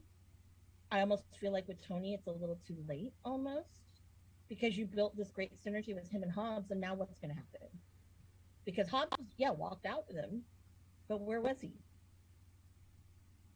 He vanished, because he should have been there after Ricky won, congratulating this man, bringing the belt to him like he has been, but he was nowhere. So, I don't know. I mean, I know that I've said before that, Hobbs is the one that everybody loves, and everyone loves them some Will Hobbs. And I think JR was very forced about, oh, look, it's Pretty Ricky. And Pretty Ricky's pretty damn good. And I'm like, okay, you could have been saying this all along. What the fuck what's the deal? Right. So I feel like JR's always put over Ricky. On his podcast, at least, he's always put over Ricky. Yeah, but not on the show. Mm. No. It's always Hobbs. He got it. He got it, man. Even when Van Helsing, right, that's his name, came out, and he's like, oh, I ain't say right now. I said next week. Don't worry, y'all can still watch it, right?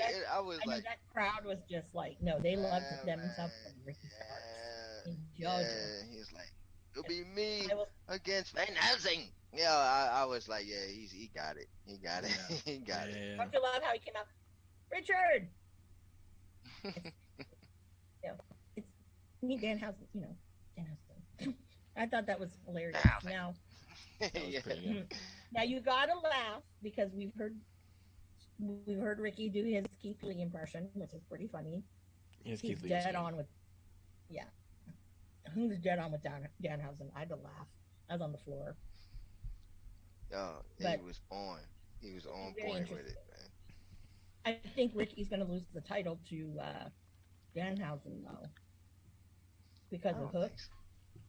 And Hookhausen. That would be interesting. And but maybe he wipes the floor with him, and then it's a him versus Hook or Ricky Starks.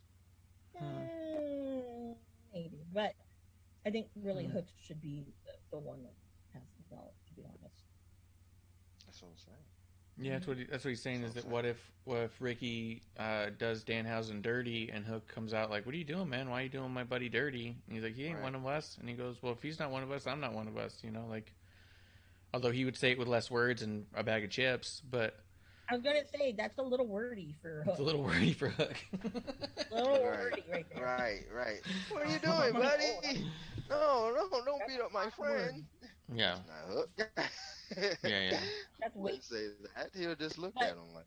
Yeah, he would look at him, stand in front of him, stand between him, do the head nod, flick a chip at him, eat a chip in his face.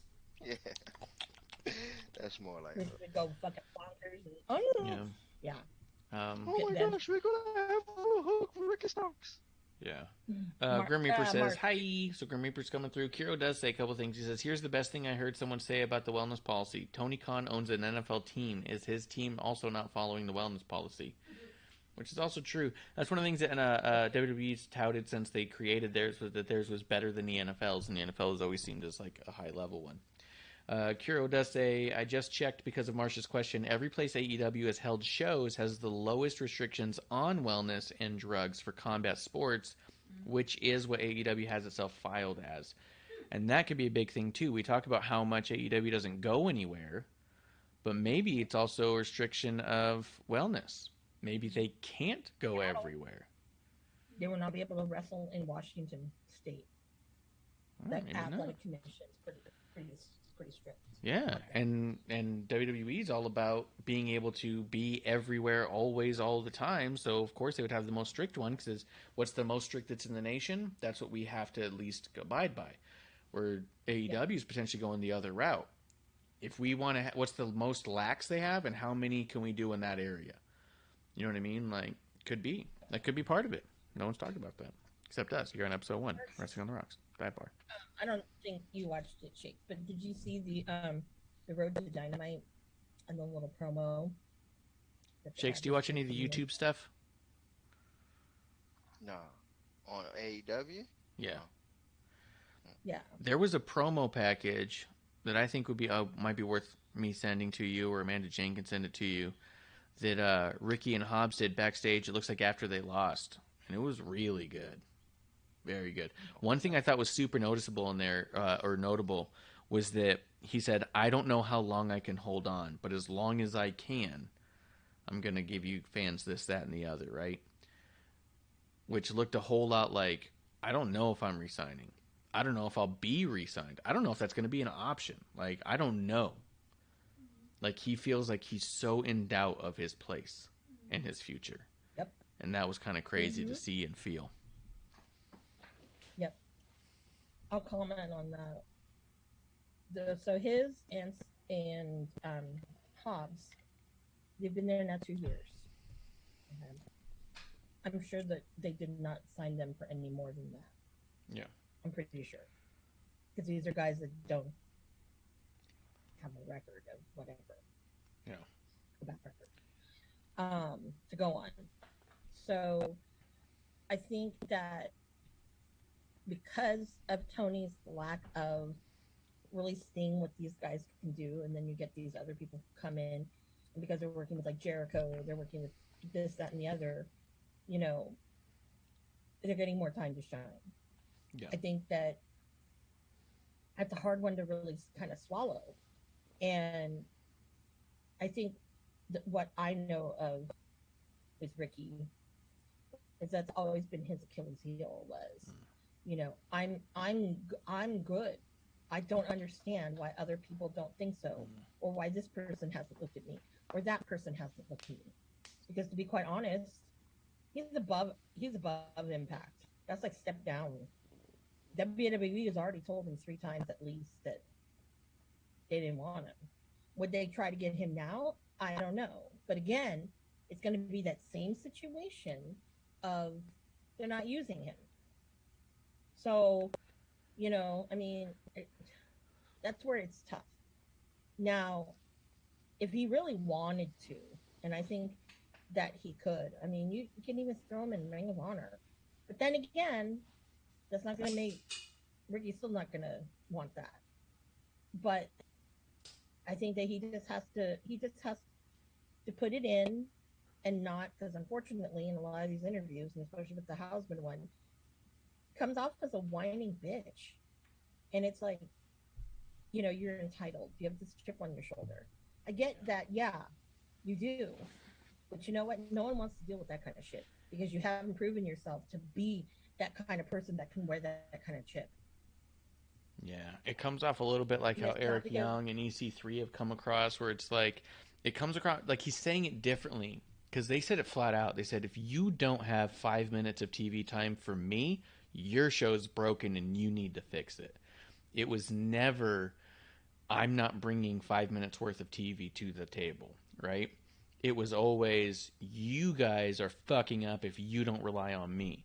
And guys like that, when they're finally given the time, are kind of over it by the time they get there, and they put out lackluster work. Like, I mean, if you watch EC3, I've talked about it before on episode 1. When he first made his first entrance where the screen said EC3 and he was supposed to kind of like conjure it up kind of a deal, he's like super hard, like, And then the next week he comes out, or like 2 weeks later he comes out, he just kind of like puts his hands up like there. Like he's not into it. He's not doing it. He's not trying anymore. And when you stop giving a shit because, quote, I stopped giving a shit when they stopped giving a shit, no. It's not their job to give a shit about your career. As much as it is their job to provide that platform and to give a shit in a sense, you're the one who needs to make sure that when the red light turns on, that no one can stop watching, right? But when you give up on it, and so he's been saying it a different way, where he's saying it like, it's all about opportunity. If they don't want to give me the opportunity, then nothing's going to happen. Like, they're giving the opportunity to this guy, they're giving the opportunity to that guy, and I've just got to sit around and wait for my opportunity. It's a different way of saying, if they're not making time for me, I can't make time for me. Whereas when you hear from guys like The New Day or I think Seth's talked about it, where they talked about going into Vince's office week after week. Let's try this. Let's do that. Mojo. Matt Cardona said one of the things he regrets that he learned, not regret really, one of the things he learned the most that he wished he had applied earlier in his career was fighting for his time. Was not just saying, oh, I'm not on today? Okay, cool. He was always ready, but he was not always forward, right? He's had a bunch of, like, the Edgeheads came about because he went to Vince and said, what if we did this? I think we could do something with this. What if we did this story arc? Like, he started giving those ideas, and then, boom, you've got an idea, and you've got the ability, let's roll with it. But when you're sitting back waiting for them on the other side, and they're not giving it to you, and you say, well, if they're not seeing it, they're not giving it to me, what am I supposed to do? Well, if you're not offering up either, and it sucks being told no time after time, other guys have talked about it. After a certain point, I offered this, I've offered that. They said no. Why bother continuing? Because maybe your first 5 or 6 ideas are bullshit. You know? Maybe it takes a while for you to start seeing something that's actually going to come to fruition, right? Like, being told no isn't always bad. Sometimes you're being told no because you need to go a different direction, right? And sometimes people are told no and thought that means there is no direction. Wrong direction is not no direction. And I agree with you that I think that one of Ricky's problems right now is in his interviews, he's coming off a little bit like, what am I supposed to do? I'm sitting back and no one's coming to me. And you're like, I wish you would say more about what you're trying to get across versus what they're not giving you. You know what I mean? Yeah. But that's been, like I said, it's been his Achilles heel as long as I've known him. But also, to add to your comment, he was very, very proud a year ago or so, or even like a little after he signed too, that he was part of what they call the White House backstage, which, if you don't know what that is the White House is a group of certain people who are very vocal. And kind of at the time were a lot of kind of Tony's favorites. Who was in the White House? MJF. Because it was there beforehand. Britt Baker. Trying to think, there were 2 others too. But Ricky got a seat at the table. And, you know, a lot of people would say, oh yeah, you know, the White House, they always get their way. They pitch things to Tony and whatever. And then Britt Baker tried to say, no. Tony doesn't ever do anything we ask. That's a lie. Well, no, you wouldn't have your position of where you are. And I think that Ricky was a low man on the totem pole. He didn't use his opportunity to speak, because I know him, and, you know, I'll tell you how it is, but, you know, if you're trying to be yes sir, and being respectful, I don't want to get you so far. Yeah. This is a guy, obviously, you've been around him long enough that this guy plays favorites. He has his little toys. He's playing God, okay? And you need to, like, you either, you know, fend for yourself, get your shit in, as Brian Cage's old moniker, Mr. GSMI, and you do it. You know, you got to put in that work and that effort, because you know what? If everyone who's on that roster thought that, you know, feeling entitled, like they should be getting something because they're that good or they're not that good or whatever, no, it's not how it works. Unfortunately, you're with a boss that you got to lick his ass because everyone, when they first get there, he treats them like their best friend. And then it's like he avoids them like the plague. Like at Ruby Cell. Yeah.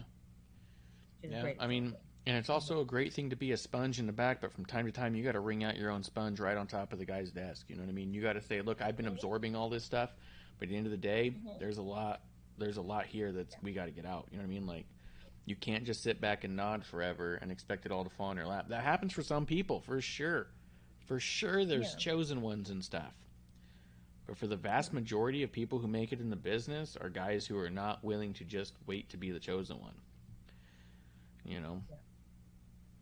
And with Ricky, too, I think that, all right, if you're trying to kiss up to Phil and think that Phil's going to get you shit, no.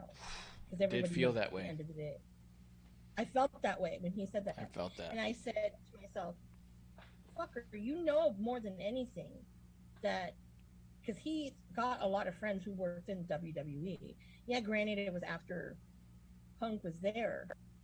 But obviously, he had a reputation. He still does, still doing the same fucking shit he did there.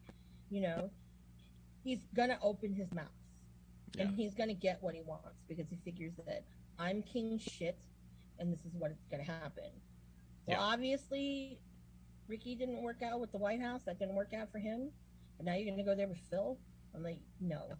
Yeah. You need to do it on your own. Don't rely on anybody else but yourself. And the only other thing that really should make a fucking difference to Tony Khan is the fan reaction. How fans feel. These are the people that are watching it. These are the people who are giving you fucking numbers, you know, every week. That's who you should listen to, and not your cracked out self off the soapbox. Shakes, anything else on that topic before we move on? All Ricky starked out. All starked out. I'm so. He needs to go back to doing his own merch, by the way. His own merch was better than what it is now. Yeah, like this is the NWA one where it's the crocodile leather is my pleasure. Yeah, it was great. The women's tag match, I thought was just an absolute disaster, and there's really not much to say about it. I don't know if you guys felt differently about it. The stat line. No, right? It was a Yeah, but I'll say disturbing shit, right? Yeah. Athena's smiling the whole time, but go ahead, man. Yeah. It was funny because Jermaine Dupri was there. I'm like, oh, Jermaine Dupri's relevant again. That's what I'm saying. Like, yeah, but what the fuck? Where did he come from? But what I also got too was when he's coming out with them and Stokely Hathaway. I'm like, I already know because I've seen Jermaine Dupri in person. Okay, motherfucker, he's short. Okay, talk about Napoleon. The guy is short. Right. And right. Oh, that's who was behind them. That's who came out with them. I didn't notice. I couldn't figure out who that was. I was like, I don't know who this new guy is. It's like he's gained 50 pounds. Like since the last time I've probably seen him anywhere.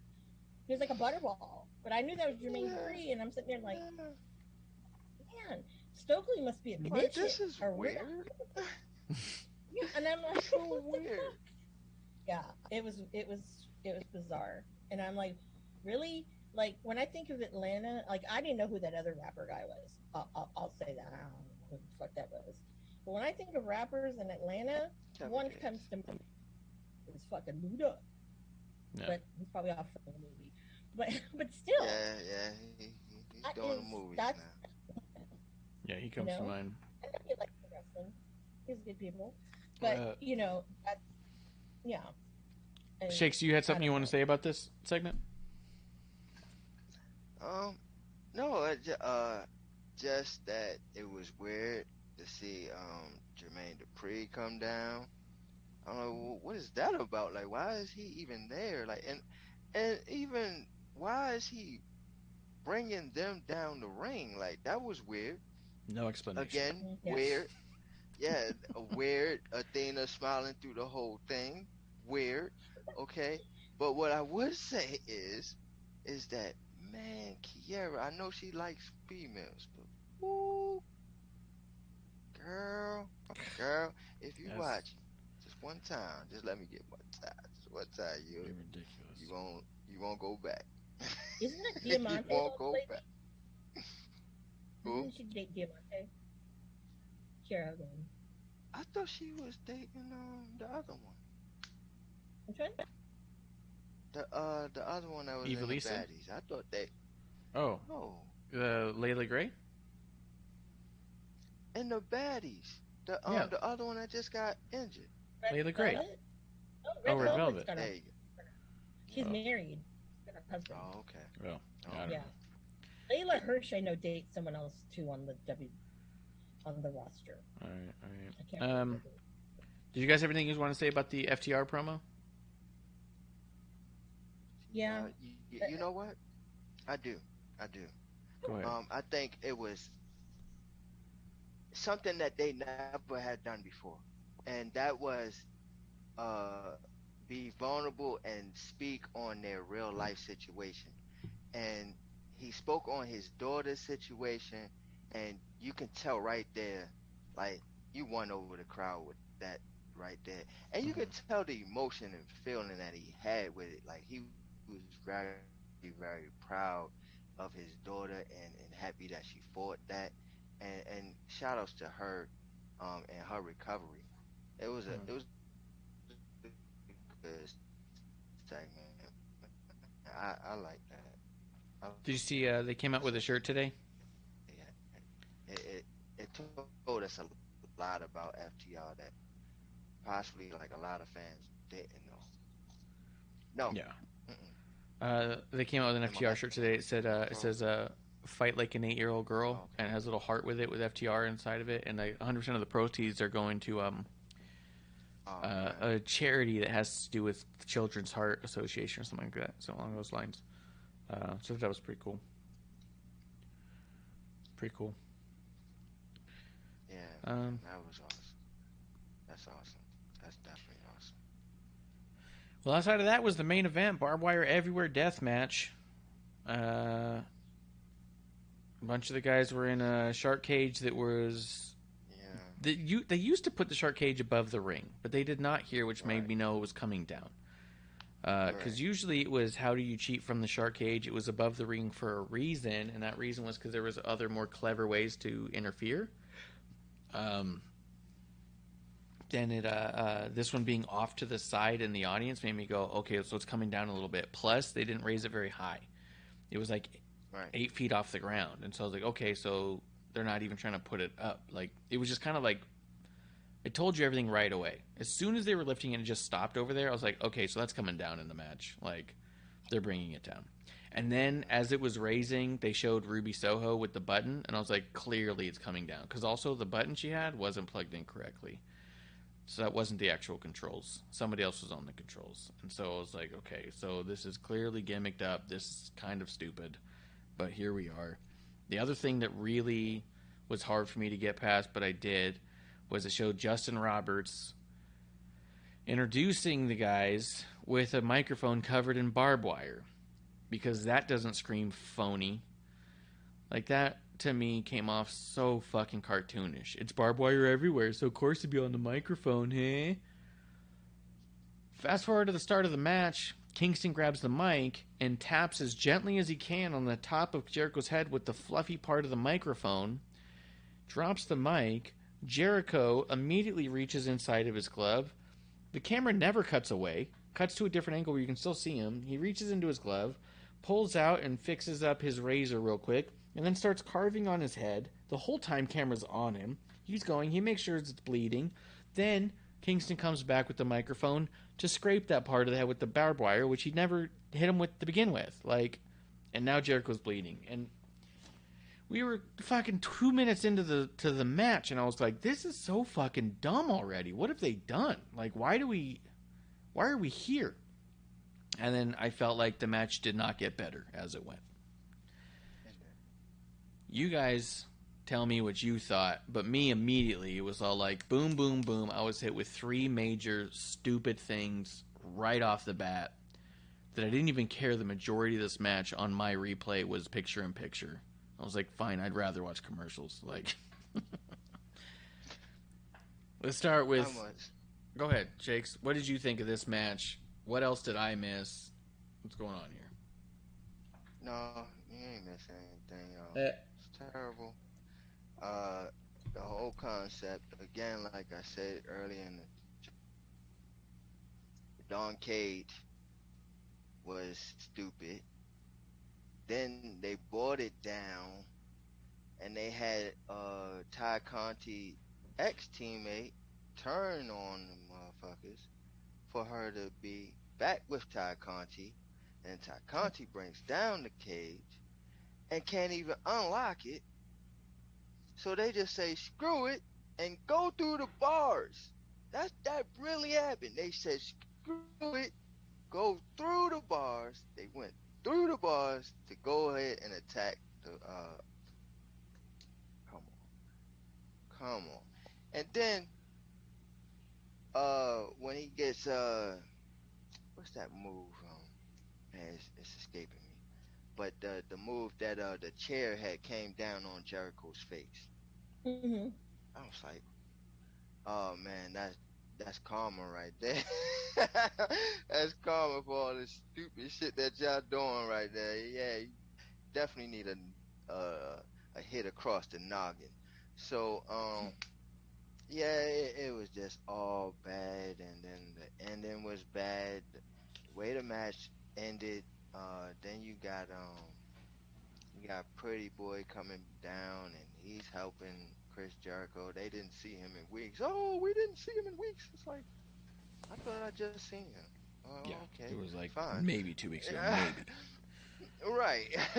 And then it's like, okay, you know, it was just all dumb. I think it was the code breaker. He slams on his Yeah. Jericho. Yeah, the code breaker. That's it. It was escaping me. Yeah. Yeah, code breaker. And then the ending, you know, he just knocks him down to a barbed wire table. That's it. I did think it was really funny that Jericho gets a broken nose in the middle of a match that looked so fucking phony the whole time that the one thing that actually connected broke his nose. Like Exactly. That was karma. That's what I was trying to say. Oh, yep. Karma all the way. All the bullshit that you was doing, the real shit got your fucking face smashed in. That's awesome. Yep. And there was one thing that got me in the beginning too, was Jake Hager's facial expressions the whole way down the ramp and into the cage and pretending like he didn't want to go in, and it was so cartoonishly and acted like a child that I was like, fucking stupid. And then the finish was just a mess where Kingston's gonna hit Jericho, or no. Yeah, Jericho was going to hit Kingston. Kingston low blows Sammy. Jericho's like pausing for way, way long. There was just absolutely no communication, and no one was going for it. And it's horrible. It's one of those moments too where it's like. So recently, I was doing something with my brother, and I remember that he was struggling lifting something, and I remember that in the moment I was like, "This is forever." I was like, "This is like 2 minutes of struggling with this. This is bad." And then I rewatched the video clip, and it was a fraction of a second. It was barely a blip.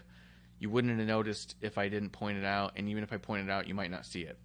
This was like the exact opposite, where it probably felt like a minute to them, and it was actually like 15 minutes to us. We're watching it being like, somebody fucking move. They're like staring at each other. Then there was the back and forth where Kingston rushes, Jericho rushes Sammy. Sammy tries to pretend like he doesn't see that it's Jericho, but holds him, and then punches him, but then holds him again. And it was so fucking sloppy. Like, it was an embarrassing match. It was awful. And then Jericho rushes over to the outside, gets to the side of the ring so he could stand there so Kingston could throw Jericho in. And then Jericho's just sitting on the ring apron. No selling anything. Right. He didn't look like he'd been in a fight. He didn't even look like he was drinking in a bar. He looked like he was just there. And he looked pissed. He looked fucking pissed. Like he knew the whole thing went to shit, and he lost. So Kingston loses again. He, quote, gets one over on the other guys. Here's the other bullshit. Like, when you think about, like, backstage politics, right? So Jericho's all like, yeah, I'll get the win back, but you're going to look great because you're going to put me in barbed wire. No. You look cool because you have the cool shot of you and barbed wire they're going to replay forever. and you got the win. You know what I mean? Like, it's win-win for Jericho. It makes everyone else look stupid. And Jericho looked dumb, to be honest, too. But in the replays, they won't play it that way. You know what I mean? Right. It was just, to me, it was a fucking mess. Oh, Amanda, what'd you think of this match? Oh, Well, I'll tell you this. The first couple of minutes in that match, seeing the cage and all that bullshit, I already know. I sat there and I'm like, fuck. He's gonna look like a bitch again. Do I really want to watch this? And of course, yeah, he ended up looking like a bitch. Now, of course, I was confused when Guevara came out because I thought all of Jericho Appreciation Society was supposed to be in there, and it would have been more credible for Ty Conti to come and help if her old man was in the cage. Yep. I was like, I thought that was... And then what the fuck was the purpose of having Anna Jay be committed to the Dark Order when she just turned? Again, Tony and his weird fucking booking. I don't think he knows what he's doing. Put the fucking bumps down, dude. Yeah. And then the end. And when Anna Jay came out, it was phony as fuck. Yeah. She comes out, pulls off Tay Conti. They do this big, like, oh no, will she? As she gets closer and closer to Ruby, she's looking to make sure she's in the right spot, and then turns around and punches her, and they go, oh. If you're actually on Tay Conti's side, if you just try to think about it realistically, if I'm actually deciding I'm going with you, why would I pull you off of someone else and not just join the melee? Why would I physically accost you to fool the crowd for an extra 3 seconds? I would just come out, and that's enough of a shock. I'm out, and I'm attacking. You know what I mean? I cost you your advantage for sake of the crowd. That's when it started getting real. That was another part of the whole, it came off real high school play, you know, for the crowd. Sorry, go ahead. No, I mean, and then at the end of the day, even though, yeah, Eddie had his through Jericho in that, like, what was it? Looks like a box spring of barbed wire. Mm-hmm. Did it make him look strong? No, he's still like a bitch at the end of the day. I did love the fact that I thought was hilarious that Ortiz had that bag of, was it nickels or whatever he had in that little sock? He was swinging around. I thought that was great. It was very ghetto, and I appreciated that. Nice. I know. I like all the ghetto shit. I know. But yeah, does it make me feel like I want to see this shit again? No. No. It's not necessary. And to have Blackpool Combat Club come out and help Eddie, that was kind of weird. I'm like, well, Mox already has no, like with him, I'm like, obviously you're not going to do shit for Eddie. Eddie sacrificed his life for those fucking sprinklers for you. And now his fucking whole AEW career, it's like, oh God, poor Eddie, because he's never recovered from that. And I blame you, Mox. I blame you. Because, yeah. I agree. I can't deal with Eddie anymore being a bitch. I just can't anymore. I'm putting my foot down. And I'm really sick of the Jericho, all this bullshit. Can you just fucking go on tour with your band, okay, and then pop up right before the cruise? That would be great. Thanks. Yeah. Making Eddie look like a chump again immediately. Even though Eddie didn't bleed, which for one... He did, back. When Barely. He landed on all that shit. He did scrape up his back. A little bit. I'm saying that the idea that they had Jericho be the bloody one, the idea that you're in a barbed wire everywhere match, you're flying all this stuff, and we see almost no blood out of this dude, and then by the end of it, he doesn't look winded or anything. He just looks pissed. It was a big whiff, man. This was as bad, if not worse, than the exploding Deathwire match, because the exploding ring match, at least the finish was shit, but the match was good. This one, the match was shit and the finish was worse. Mm-hmm. You know? Because I remember thinking that too when we were watching the death match. Was all like, look, a lot of the effects are not going off well. A lot of these side explosions are not that intense, but these guys are really, they're doing something. You know, this just felt like, what the fuck is this? Why was this one not unsanctioned like the other one? That's a good point. It was totally sanctioned. Tony sanctioned it. You know why? Because Jericho was winning. Oh, and it was Shark Week. And Shark Week. Yeah. But the reason they do unsanctioned matches is when it's going to hurt the win-loss record of the person that they're going to have lose. You know what I mean? They've only done it to give the win to the person who you, quote, wouldn't expect. Like Adam Cole taking the loss, but he had no losses, even though he lost, but it was unsanctioned. Britt Baker, same thing, unsanctioned loss. Yeah. Oh, every time they do unsanctioned, it's to protect the win-loss record of somebody. But this one, Jericho needed that win back on his record. So, can't be unsanctioned. So stupid. Nobody cares. It's like, dude. Yeah, no one cares, dude. Nobody cares. There's a handful of people. People only care about singing Judas, and even that's way fucking old. Yeah. I think I want like earmuffs to if I ever get to go to AEW. I don't think that's bullshit. Yeah, that's a good point. Anything else in there? I don't know. Like, I know that earlier Justin Timon said that Amanda could have booked this match better, but I don't even know if this match would have been worth rebooking. Like, I think that this is just one of those ones where it's like shouldn't have just never happened. No, but like I said, the couple of elements that at least wouldn't have made it look like what the fuck. Like I said, is you put Guevara in the cage because then Ty Conti has a reason to bring her ass out there, right? One. Realistically, two, go ahead. Go yeah, ahead. and then the other thing would be too is if you actually, I don't know who's doing that live cutting, the edit or whatever they call it. You need new people. Yeah. Because I mean, if you actually have to do things that hit. Yeah. Then it would have been more effective. And then the other way around would be don't make Eddie look like a bitch at the end of the day. Yeah. Even the end, like I said, the ending, it didn't give him credibility. He's still a bitch. Yeah. Realistically, coming out of the match, the only thing I can think of that happened storyline-wise is Anna Jay turned. This entire match, Jericho versus Eddie Kingston in a barbed wire match, and the only thing on the other side of it is, oh yeah, Anna Jay is a bad guy now. Yeah. Like, it sucks. It's the only thing, man. You had to shit on Eddie Kingston for that? Yeah. Or Eddie. That's all I'm gonna say. Fucking Eddie.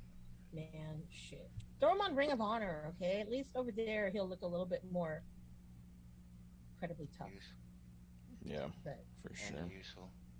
I swear to God, like if he wrestled like Danhausen, let's just say, there's some Eddie would look like a bitch wrestling Danhausen. God forbid you throw him to the hook. God, again, you're like a credible dude. You come from the streets. This kid, wherever they grew up, Taz is kind of scrappy. Yeah. No, you're still gonna make Eddie look like a bitch. Yeah. Shit. What's crazy too is that this coming up Rampage is going to be the second half of FyterFest, and then next Wednesday is going to be Fight for the Fallen, which is going to take like 1 or 2 weeks. Like, they're really cramming as many names on Dynamite as they can, and then that's leading into their next pay-per-view. Wait, no, Fight for the Fallen is Dynamite, not a pay-per-view. Their pay-per-view is going to be All Out, right? Coming up. Oh, you know what we didn't talk about before we wrap up AEW? Are you guys done with the main event? Yeah, but to go on what you're saying is, I feel like they should have given at least a week or so between. Yes. Or 2, because they could have, because all Out is the next one. They could have given a good 2 weeks before doing Fight for the Fallen. Yeah, the back-to-back shit. It's about it just feels like 6 weeks out. Yeah. Anything else from you, Shakes, on the main event? No, but I'm gonna have to go ahead and skate out. But I appreciate y'all having me on today. Thank you, Miss Amanda. Always a pleasure talking to you. Thank you, Marsh, for having Yep, me. yep. I will be there next week on Wednesday, talk WWE, and you'll see me again next week, Miss Amanda. Awesome, man. Thank y'all. Cheers. And I'll let y'all. At Shakes NYG, Shakedown Sports Podcast on YouTube. Check us out. We got Shakes Going Ebert. We got a lot of shows. If you like movies, watch that. If you like hip hop and entertainment, we got stuff for that. Got we got it all, man. So Got it. check us out, man. All right, man. Good night. For sure, man. Take it easy. All right, you Hey, bet. Shake. All right, Miss Man. Cheers. Cheers. Amanda, the other thing that happened on AEW, and then probably won't even really talk about NXT this week. We'll just call it and tell people to check out NXT. Their Cora Jade explanation was weak. Maybe I'll see about finding somebody to do a weekend episode for NXT that we can kind of recap. But I'm not worried about it. But I could do it. we could do it another time. We don't Yeah, need to go I'm 4 gonna hours. watch it. Oh yeah, if you want to like hit up like a Saturday or Sunday a recap of NXT, we could always just do a short one. Yeah. But the other thing that happened in AEW that I didn't talk about was Thunder Rosa. They had a Thunder Rosa promo. She comes out. That was so short. Here's the deal. She was so short, but the time was fine. They gave her like 2 or 3 minutes, but the top of it, Tony Schiavone is putting over this charity. We're doing XYZ for this charity on this night. You're going to see this. This is going to that. This is that. And now here's Thunder Rosa, who's been standing next to her the whole time. So now you're putting Thunder Rosa in a weird spot where you just promoted this charity, and now she's going to talk about wanting to kick someone's ass, you know? Yeah. So then she gives her 30 seconds in about the match coming up at Fight for Fallen against a Japanese wrestler who she just had a match with, which is apparently very good, and I haven't seen it, and I apologize. But she's interrupted on that with Britt Baker coming in with Jamie Hayter talking about their match they're going to have on Rampage, but they don't even talk about who. They just come in and literally Britt Baker says that she says literally to Tony Schiavone, stop giving her promo time. She sounds stupid. And then that's it. They don't give Thunder Rosa any retort. That's weird. They just let Britt Baker come out and shit on Thunder Rosa and then say the only match that people need to know about is that we have one on Rampage, me and Jamie Hayter. They don't even say against who. This is followed up immediately while keeping Thunder Rosa shut up. They followed it up with the matches that are going to be on Rampage and the graphic for Britt Baker and Jamie Hayter that just says in action. We don't know against who, just a match. So they're promoting with a graphic that she's going to be in a match. Then they go over the entirety of the Ring of Honor card. Talk about 3 or 4 women's matches there. Their title. They're this woman, that woman. Every other guy in that match. Then they get to Fight for the Fallen and mention Thunder Rosa's got a match. At this point, we're like 2 minutes away from when Thunder Rosa talked. They're doing everything they can to cool off Thunder Rosa and make her seem less important, and it's fucking making me mad. You know what I mean? Mm-hmm. If they'd even gone from... Yeah, if they'd gone from Thunder Rosa saying it to the graphic to Britt Baker having a thing with Tony or something, even if they had Britt Baker interrupt, and then the first thing they showed was Thunder Rosa's match, and then they get to the fact that there's a Britt match, but no, they started with Britt. You know what I mean? They started with charity. They give Thunder Rosa 30 seconds. Then they let Britt have all the time she wants. Then they show a graphic of Britt. Then they show all of the matches that are going to be at FyterFest. Then they show all the matches that are going to be at Ring of Honor. And then they show Thunder Rosa. They're getting you as far away removed emotionally from what Thunder Rosa tried to say in her message as possible.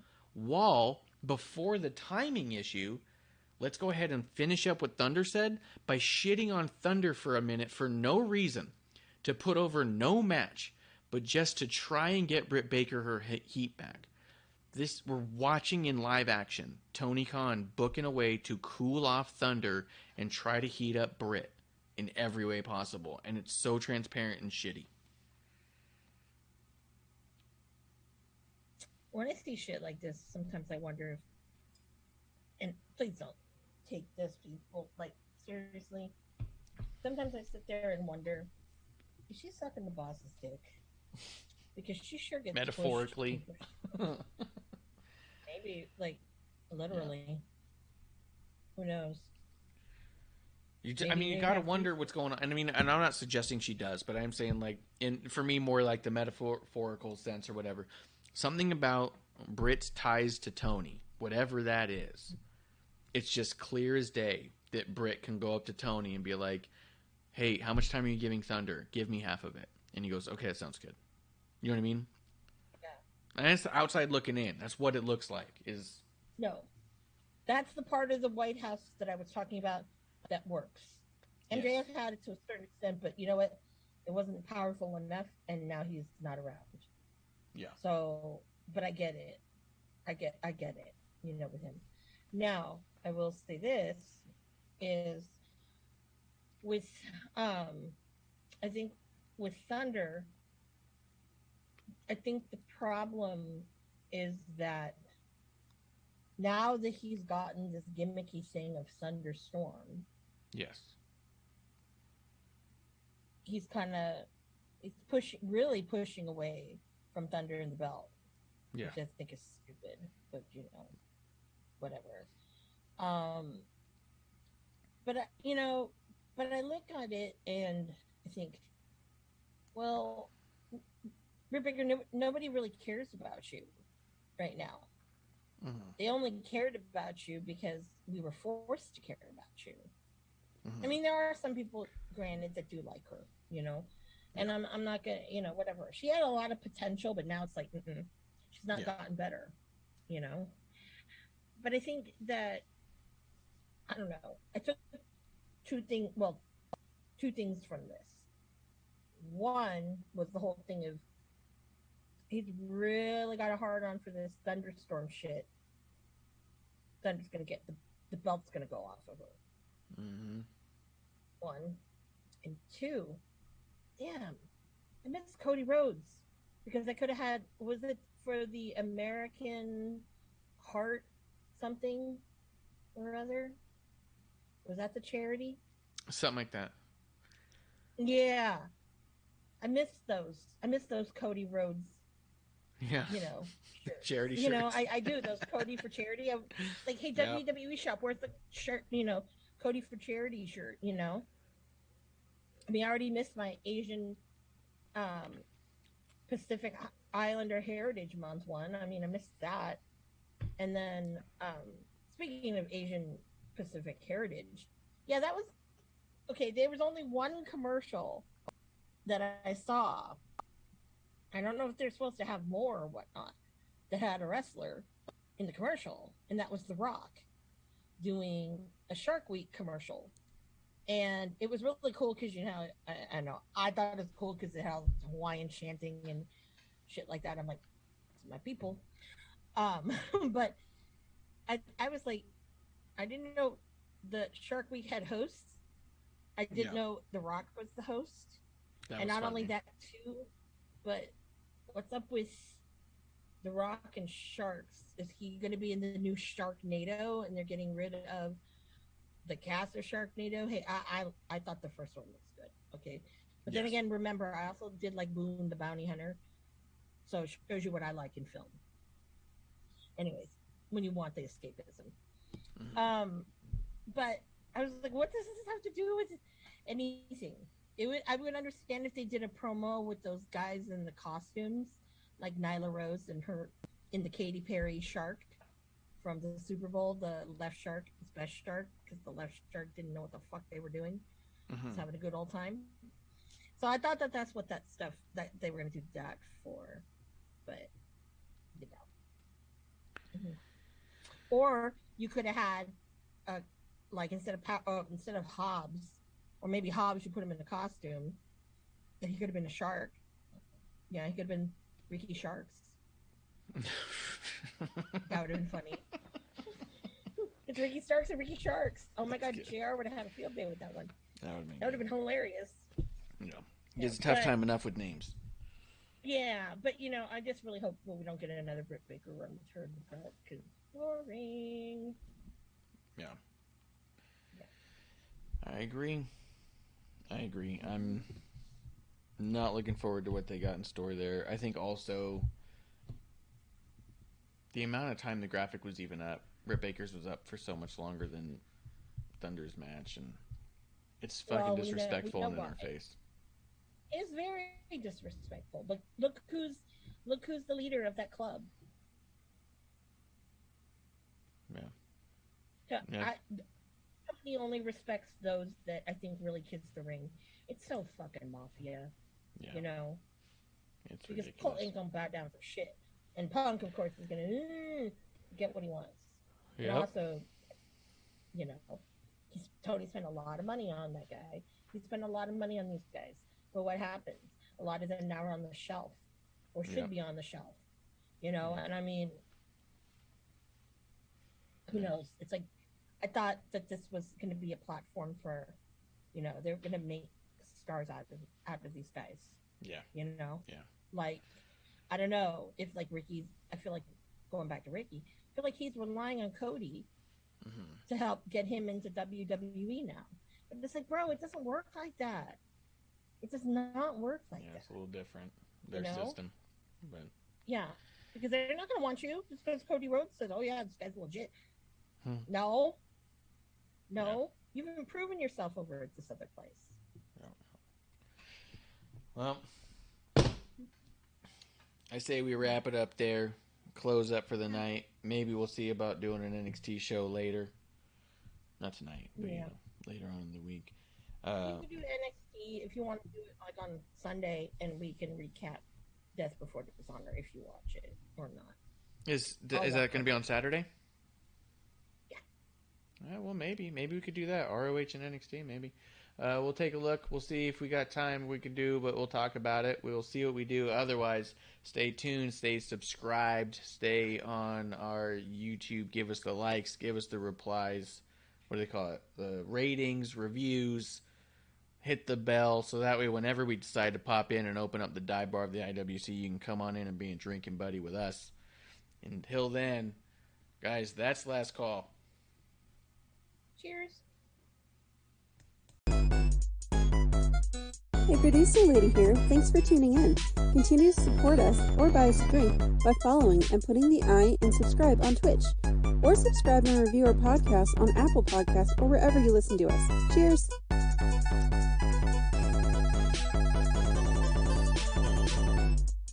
I would never have a drink with